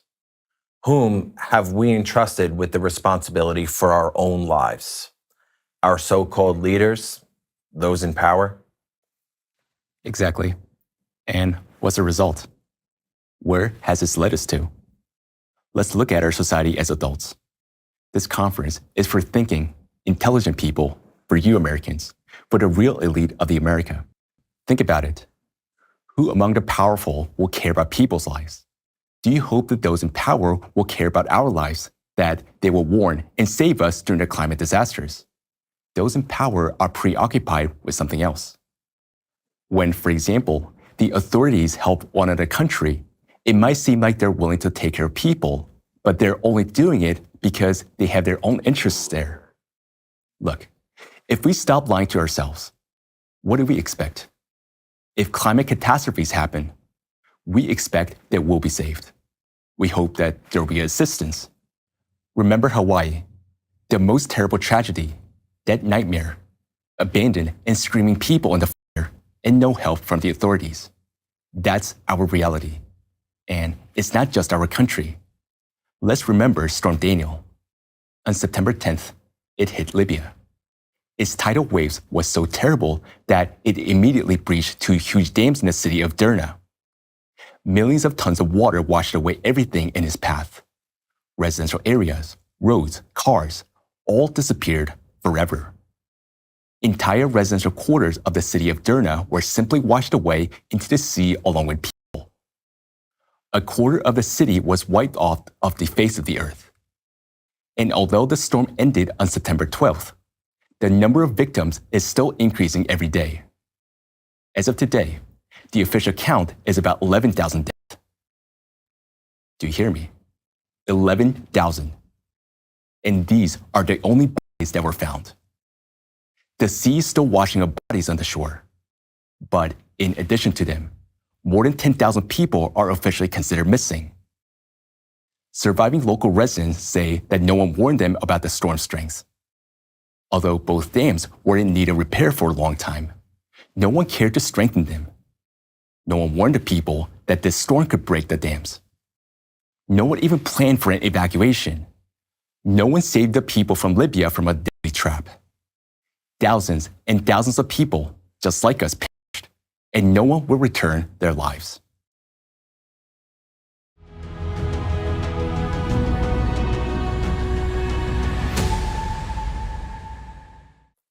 Let's look at the catastrophe in Libya from an economic perspective. Answer this. What's cheaper, evacuating a huge city or buying body bags? What's cheaper? Let's look at things rationally, as adults, not as children. Imagine you're the president. You have power, and you bear great responsibility. Evacuating a city means subjecting the budget to significant economic costs and risks. And what if the forecast doesn't pan out? If the hurricane doesn't reach the anticipated strength, how much money was just spent for nothing? It's much easier and cheaper to pretend that nothing is happening and then offer condolences and buy bags. Unfortunately, this is a truth. And please understand us correctly right now. We're not trying to tell you that government representatives are bad. We all live in a society where such an attitude towards people's lives has become the norm. These are the conditions of our consumer-oriented society. Imagine yourself in their shoes. Imagine having that power. Imagine how many billions you're stealing. Just imagine it. You have a lot of money and power in your hands. And the fact that you're indifferent to people's lives, no one will ever find out. Tell me, while lying in a warm bath, would you think about people you don't know or have never seen in your life? Or would you think about how much money you have stolen for your family? Would you imagine how your great-grandchildren will admire you, how cool you were, how much wealth you have amassed, and how it's enough for their entire lives? You'll fight for your throne and your future to secure yourself in your offspring so they can praise you, spending the money you have stolen. You'll create a new elite clan, become the founder of a new clan. If you're not lying to yourself, you'll admit that you would act just like all those who had attained power, and you would do the same as they do. You need not to confess this to us. You will definitely lie to us, but answer honestly to yourself. With such immense power, would you really think about the lives of people you don't know? After all, even now, without holding that power, you'll agree that in reality, each of you doesn't really care about victims because it wasn't you or your loved ones who suffered. On the one hand, you might be afraid that you could end up in their shoes, but on the other hand, you still hope for a favorable outcome. But you're intelligent people. You already know the truth and understand what's happening to our planet. You must realize that each one of us who encounters climate catastrophes will experience what these unfortunate people are going through. Yes, that's the reality of our lives. And many people have a question. Are we really powerless? In today's circumstances, yes, we are. For us to have any chance, we need to either choose the creative society or the model proposed by Egon Chalakian. No one has suggested a third option. If we don't choose either of these options, then climate catastrophes will come to each of us. You already understand and see that there is no trend toward reducing catastrophes. But if we do unite and find the strength within ourselves, then naturally, we can either build a creative society or implement what Egon Chalakian suggests. You will preserve your home, the lives of your children and parents, and you will be able to live in a different, more humane and righteous world. You will have the chance to attend your churches, pray to God, think about the salvation of your soul, and build your businesses. Our world and our lives will remain intact. So, what should we do, Americans? Build the creative society or build a society based on Chalakian's model? Both options will work if the entire world supports them. What will we do, Americans?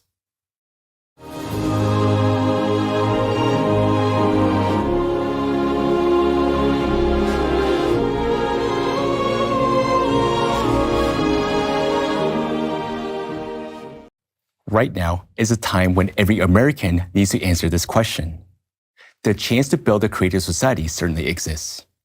We're not saying that it's not possible. It is real. There's a small percentage of likelihood. But you understand perfectly well what the biggest challenge we will face is. The biggest survival problem for people is not the climate issue. It's the problem within us. The problem is a lack of humanity in each of us. People all around the world are engaged in building a creative society. But that's just a drop in the ocean because billions of us live on this earth, and each one needs to be informed.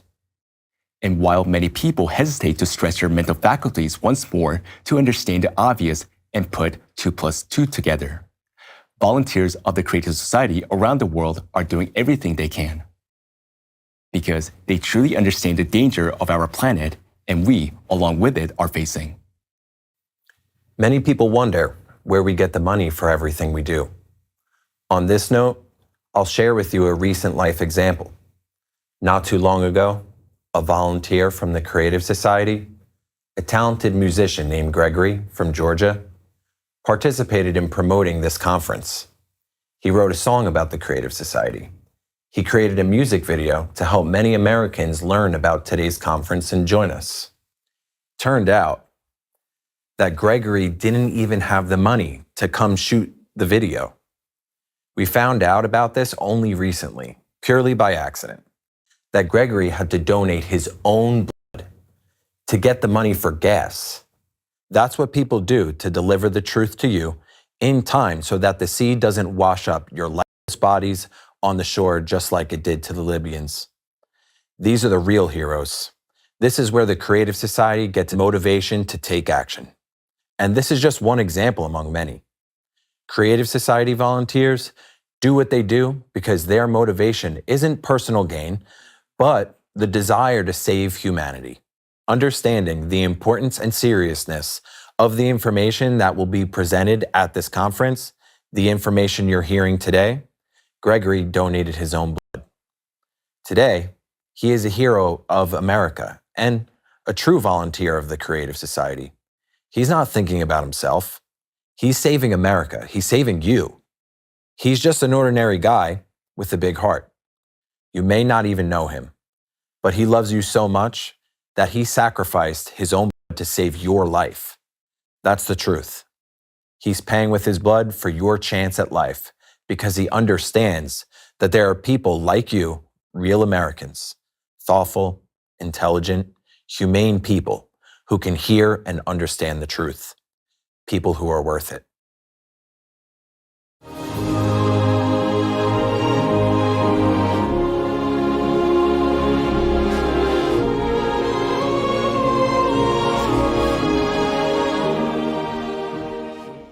Dear friends, dear Americans, you're still watching this conference and staying with us because you're intelligent individuals who've grasped the essence of what we've been discussing today.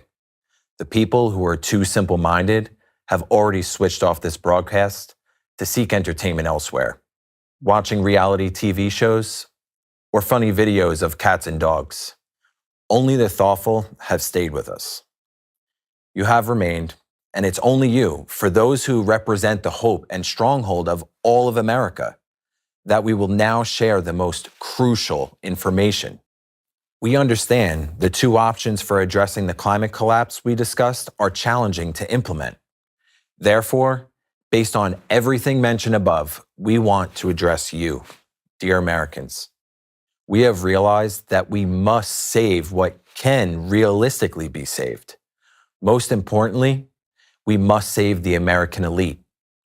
Not the elite that rules, tells us all tall tales on television, manipulates us, and robs our country, but the real elite, you, dear Americans.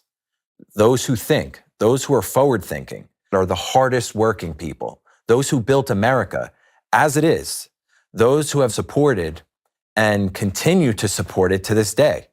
You, the thinking, humane, and compassionate Americans. That's why we will share what you will hear next. We are doing this solely to preserve the true spirit of America.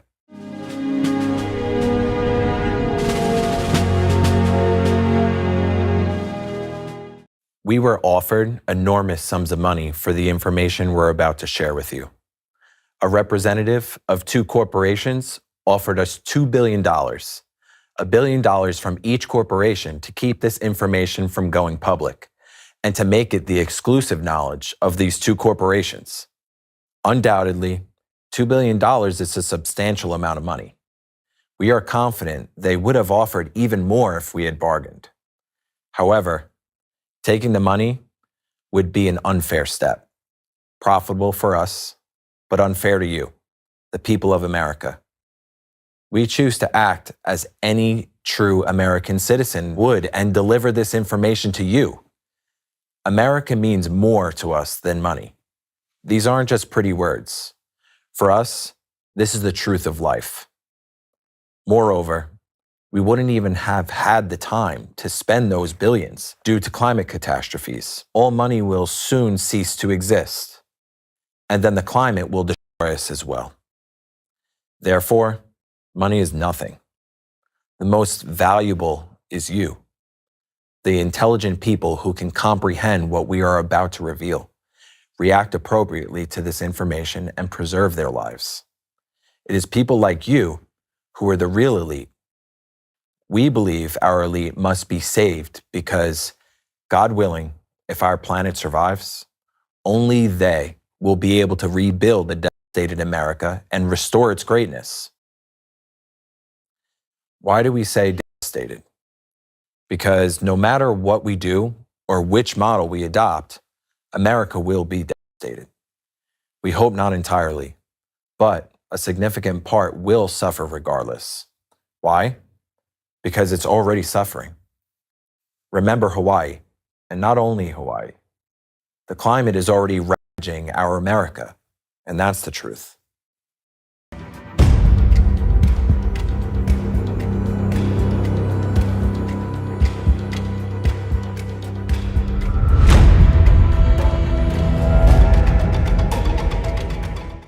And now, we're moving on to the most critical information that we have worked on for many years. Take a close look at the map of America. Do you see the red, yellow, and the green zones? This map shows how soon the different areas of our country will be subjected to devastating climate catastrophes. The red areas represent zones that will be destroyed by disasters and become uninhabitable first.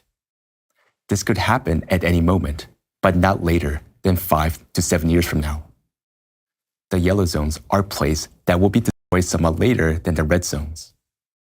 The green zones are the territories where livable conditions will persist the longest. Dear Americans, you're mature and intelligent individuals who can act as you see fit. However, Considering the rapidly intensifying catastrophes, we recommend the following course of action. If you live in a red or yellow zone, sell your house or apartment and move to a green zone. While there's no mad rush, and few people fully realize the impending catastrophes, you have a chance to sell your property at a good price. This is your opportunity to take care of yourself, your parents, and your children, ensuring their safety. If you have a business, consider relocating it or starting a new one in a green zone. However, when choosing a new business type, consider the rapidly changing climate conditions and the fact that your life, like the life of all the humanity, will no longer be the same. We'll talk more about the business in a bit. For now, let's delve into what your new home should be like and where it should be located to increase your chances of survival for you and your loved ones. If you're buying a house in a green zone, it should be a single-story building with a sturdy stone monolithic walls. High-rise buildings are susceptible to earthquakes and tornadoes. It may collapse. So, you should never buy an apartment in high-rise buildings or even two-story structures. If you decide to build a home, ensure it has a maximum of one floor above the ground, with all other floors constructed below the ground. Reinforce the house's foundation with concrete and strengthen the walls and roof. Buy or build homes away from high-rise buildings. Remember that if there are skyscrapers or even 5-story buildings near your house, they can be very dangerous. In the coming years, tornado-like hurricanes with speed up to 300 miles per hour will occur in our country. They will have tremendous force to shatter high-rise building into pieces. And these building fragments will destroy everything in their path, including your home. Given the inevitability of such hurricanes, avoid acquiring a building located on hillsides unprotected from the wind. It's better to buy or build a house between the hills, but under no circumstances should you choose a low-lying area to avoid flooding. These actions will help ensuring the safety of you and your family. Even if it extends your life and the lives of your loved ones just by 2 days more than your neighbors, it's significant. It's life, and it's worth it. As you know already, humanity has at most 5 to 7 relatively calm years left. But that doesn't mean that you have 5 to 7 years, because a catastrophic climate disaster can occur any day, even today. You're all grown up and intelligent people, and you understand that to save yourself and your loved ones, you must take action well in advance before panic sets in. Imagine what will happen if a climate catastrophe destroys even one region of our country right now. And what if it were the region where you live? Even if you're lucky enough to survive. Despite surviving, your home will be destroyed. Therefore, you won't be able to sell it, which means you won't be able to buy a new home in a safer zone either. So, act now while you still have the opportunity. As you understand, there are no indications that the climate will start calming down and start improving. The situation will only worsen. Now, let's move on to the business. This is an essential aspect because even if you move to a safe area, you'll still need something to live on and feed your family.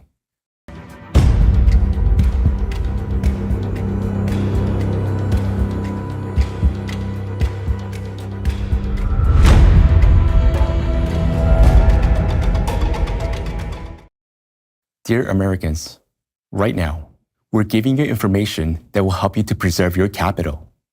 While few currently understand the catastrophic events that will soon affect the most countries worldwide, including America, you have the opportunity, unlike others, to preserve your assets and reorient your business. Because your assets are not just your wealth, but also America's wealth. If we become impoverished, our country will too. By taking care of your capital, we can maintain the dominant position of our great nation. Right now, we will name the territories and specific countries that will be destroyed by the natural disasters sooner than others. Dear Americans, if you work, collaborate with, or your business depends on these countries, reconsider your relationship with them, no matter how advantageous they may seem. The first countries that will cease to exist in the next 5 to 7 years are Japan, China, India, Italy, the United Kingdom, and the countries in the Arabian Peninsula. This is due to the geological structure of these territories and their vulnerability to climate disasters.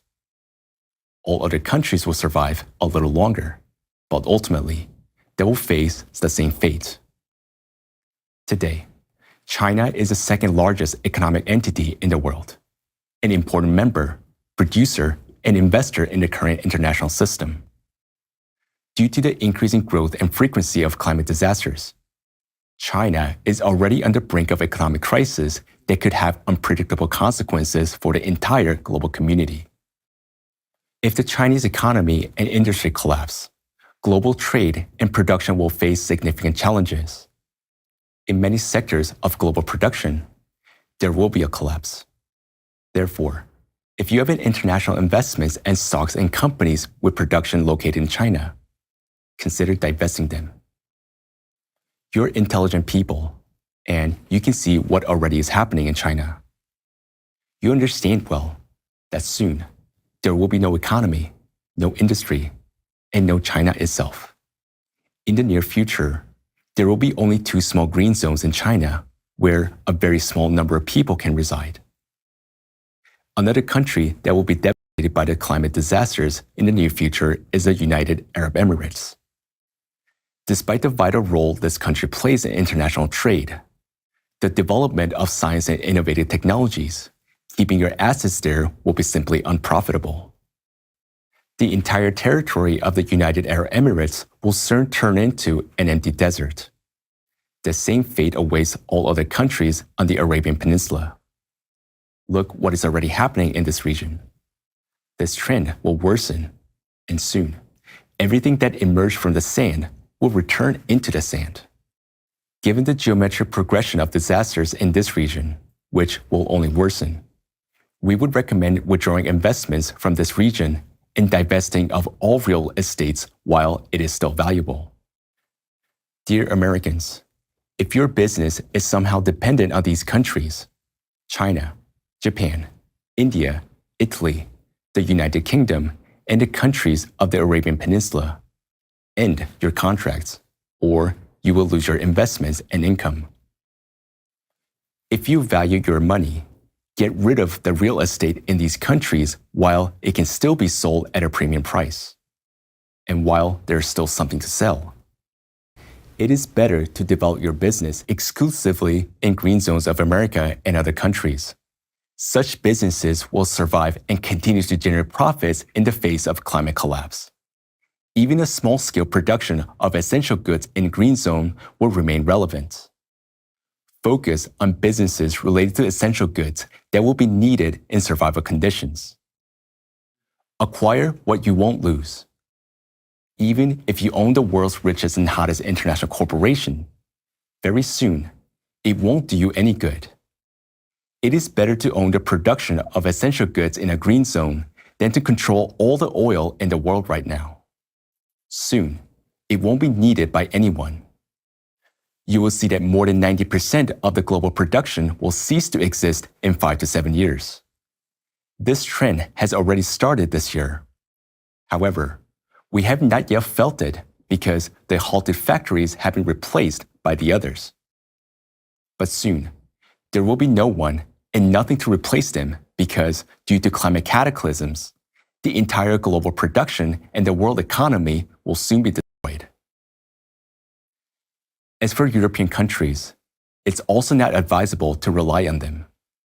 We're closely studying the risks in this region right now. Perhaps, at our next forum, we will discuss this topic in more detail. For now, the most important thing is to assess all the risks and choose the best path for the development of your business. If you don't want to close your business in areas that will be destroyed in the near future, at least sell your properties and lease them instead. This will be much more advantageous for you. Keep in mind that in a few years, or even sooner, once people start realizing the seriousness of the situation, there will be a frenzy. You won't be able to sell or buy anything. But for now, while many are still in a doubt or unaware of the impending changes, you can easily preserve your assets and redirect your business.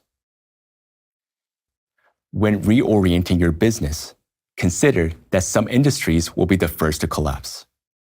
First and foremost, we recommend avoiding businesses related to IT technologies, electronics, telecommunications, television, and electric vehicles. These sectors are particularly vulnerable because they rely on electricity.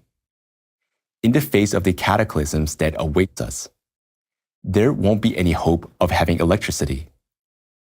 You're intelligent people, and you understand well that electric vehicles will just become worthless junk under the conditions ahead. So, any business connected to electric vehicles is already doomed to failure. You understand that the more climate disasters occur, the more people will actively abandon electric cars, realizing their impracticality. Stock prices will plummet, and companies will face ruin. Therefore, if you have stocks in electric vehicle manufacturing, it's better to sell them while they're still valuable to naive individuals. You're savvy people, and you probably know that there's nothing more reliable than traditional gasoline engines. Diesel is even better. With disrupted power lines, you won't get enough electricity for a car. However, if you bury a couple of gasoline barrels in your yard, you can use them as a fuel for your vehicle. You'll be able to stay mobile and move as you need it. You can't pour electricity into a canister, and solar energy won't suffice, especially considering the limited number of sunny days. So, now is the time to sell a business connected to these industries or stocks invested in them, and invest your resources in a company that will thrive in the harshest conditions. Invest in a business that will always be in demand and close to your home in a green zone with a good protection. Don't delay making this decision because you may miss the opportunity that you still have. Winter is ahead, and it will make itself felt. People hope there won't be significant disasters in the winter, but there will be. So seize your opportunities without causing panic and calmly secure a reliable business, safeguard your capital, and move to a green zone.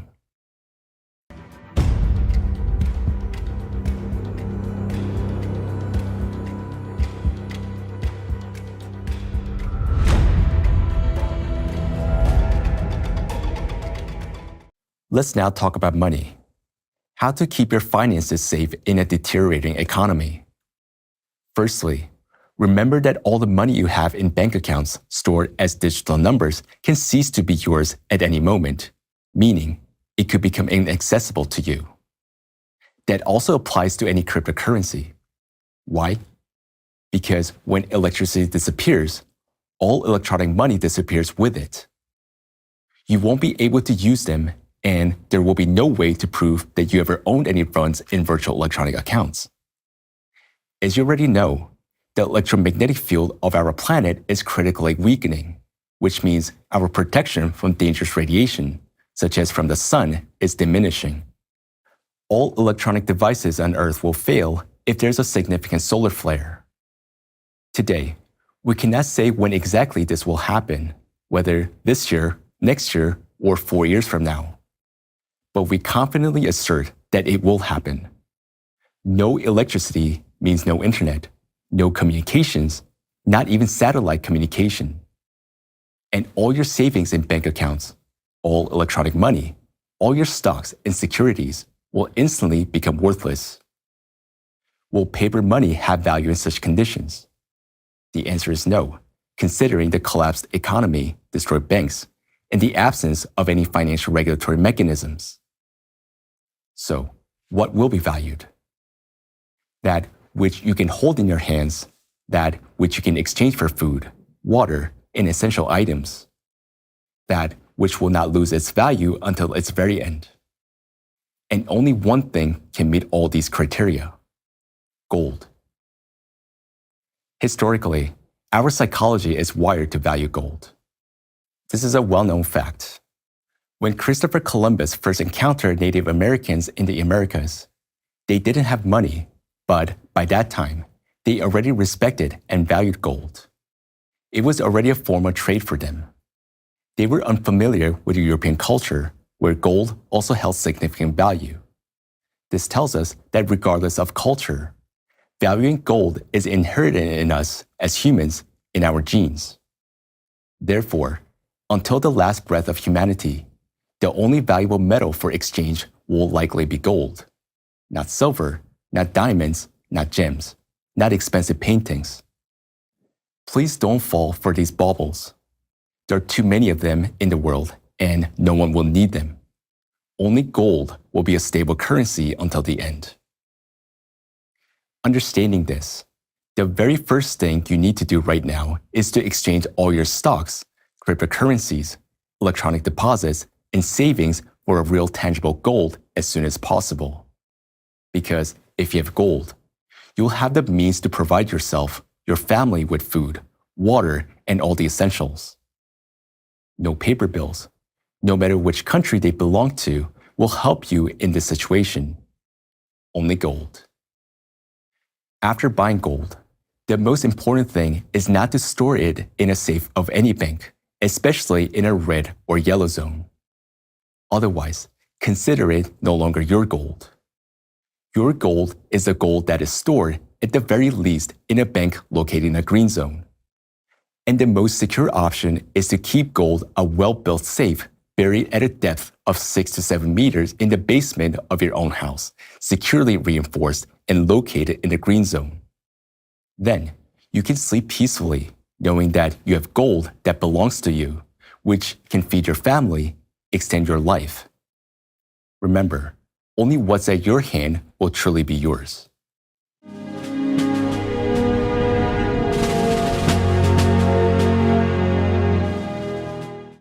What to do if you don't have the means to purchase gold today? First, at the very least, acquire physical cash. The most crucial step is to withdraw your finances from electronic forms.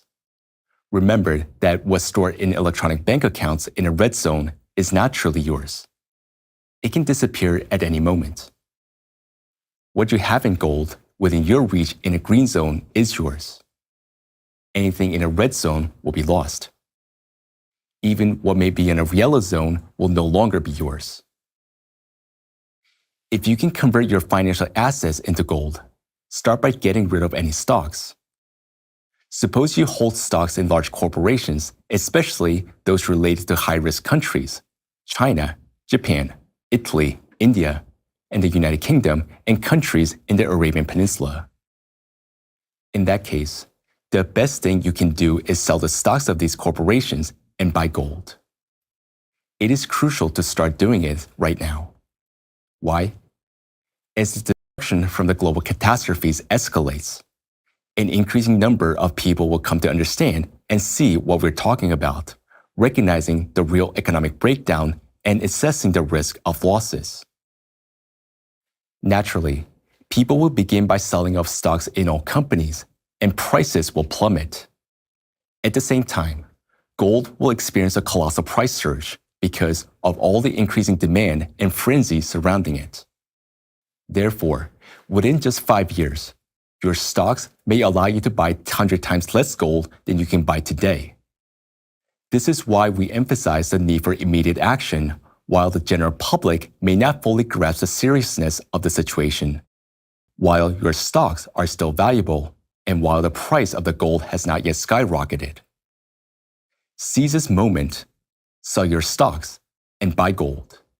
Is it better to have 200 grams of gold in your pocket or in your safe in the green zone than even $1 million share in a company like Apple? It may seem like an uneven exchange, but that's how it may seem for now. However, when Apple disappears in the near future, along with all its billion-dollar assets and shares, everyone will realize that it was way better to sell Apple shares earlier. And if you're the CEO of Apple, it is better to abandon the sinking ship, sell your shares, and buy real gold and land in the green zone with that money. Better yet, acquire a herd of cows and have an ability to trade meat and milk. Given the increasing progression of climate catastrophes, this will be the best decision for the present. Soon, it will be better to be the owner of the herd of cows in the green zone than the owner of Apple or the head of JP Morgan in the red zone, where everything will disappear. Therefore, dear Americans, when considering what to do with your financial assets, remember this. If you have 200 grams of gold left, it's much better than billions of invested in large successful corporations. That's because with gold in your pocket, you'll be able to buy beef from your neighbor, the former head of Apple, who had the wisdom to get land in the green zone and a herd of cows to sell meat and milk. Funny, it may seem so now, but in the future, he will be alive, unlike the rest, because he is smart.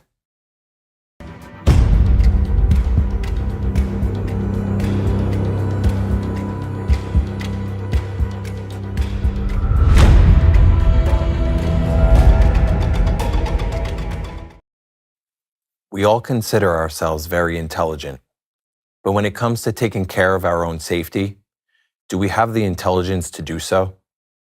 Do we have the intelligence to survive? That's a big question. To answer this, let's provide an illustrative example. The horrific flooding in Libya occurred in September of this year. More than 11,000 fatalities and tens of thousands missing. At night, while everyone was asleep, a powerful hurricane tore down 2 dams, and powerful streams of water rushed into the city with tremendous force. Street after street, block after block, the water carried away thousands of people, along with their homes directly into the open sea. City residents perished as families. Homes and entire neighborhoods were swept away. A few days later, the sea began to wash ashore the waves brought dead bodies faster than the city's inhabitants could bury them. Look at these images. Look at these people who were still alive not long ago, just peacefully sleeping in their homes. And now, I will ask you one question. In your opinion, if the residents of Libya had been warned 2 days before this tragedy that such catastrophic events would occur, would they be floating like this now? You might say, no, of course not. And we would say, yes, they would be. But not everyone. Only the foolish would be floating like this. The smart ones would be walking along the shore, watching how the lifeless bodies of foolish people are floating. That's the difference between having intelligence and not having it. Libya is just one example. But let's remember what happened in Hawaii of August this year. A massive fire, also starting at night, engulfed an entire city, spreading at an incredible speed. When the fire reached the first houses, smart people immediately left the danger zone, taking their families and their loved ones with them. The foolish ones stayed in their homes, hoping that the fire would not approach. And if it did, the authorities would surely come to their rescue in time. But within minutes, the fire was in their backyard. And now, their entire house was engulfed in flames. How can one understand such behavior? How can one understand when a person, seeing that his house is on fire, runs into that burning house to save his bike? Seriously, a bike? Is a bicycle worth more to him than his life? And yet, these are real cases. That's why we may perish. Because to each person, their bicycle is more valuable than their own life. This is our predicament. Our minds have been so conditioned that we have forgotten how to value and protect our own lives, each other's lives.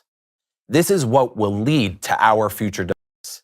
The lack of responsibility for our own lives, which is caused by our dehumanization. Think about that. Our dehumanization. We have gone so far down in a direction where we can no longer be humans. We will perish if we do not take responsibility for our own lives. Intelligent people will heed our words. As for the rest, they have heard us now and learned a lot. But tomorrow, it will fade from their memory because they are distracted and foolish. The problem is that most people in the world, unlike those who have understood everything and stayed with us, do not grasp the seriousness of the impending catastrophes. Many still hope everything will work out and everything will be fine. It won't. And you have seen that today. We see no objective reasons for the progression of climate catastrophes to slow down. Everything will only intensify and worsen. And the further we go, the stronger, faster, and more destructive it will become than it is now. Yes, there is still some time of relative calm ahead of us, but any territory in the red zone can be wiped off the face of the earth by climate catastrophes at any moment. What if it happens to be the very territory where you currently reside? Even if you miraculously survive, then what? What will you do? Rely on help? How much help did they provide Libya or Hawaii? There's your answer. You need to take responsibility for your future quickly instead of relying on someone else. Therefore, while we are alive, it is crucial to think now about our future, our lives, and our safety. What do you guys think is better? Leaving everything as it is, or taking measures to preserve our lives? To die an unnecessary death like a stray dog, or to stay alive and tend to the cattle in the green zone? Throughout this conference, we've been addressing Americans capable of thinking and analyzing, those capable of understanding and realizing everything we are saying and the evidence we are presenting. We are speaking to those Americans willing to take timely action and ensure their safety, their loved ones, and their families. We are addressing those Americans who have grasped the gravity of the situation and have stayed with us until the end. It is for you that we have shown the map of the United States with the green zones and explained what will happen in the coming years. Now we are addressing you, the real elite, upon whom America has relied and continues to rely. You, the true elite, are the most valuable asset in America. Only you can rebuild our beloved America if, God willing, you survive in the green zones. Because if there is no America, then what use is this world to us? May God help us.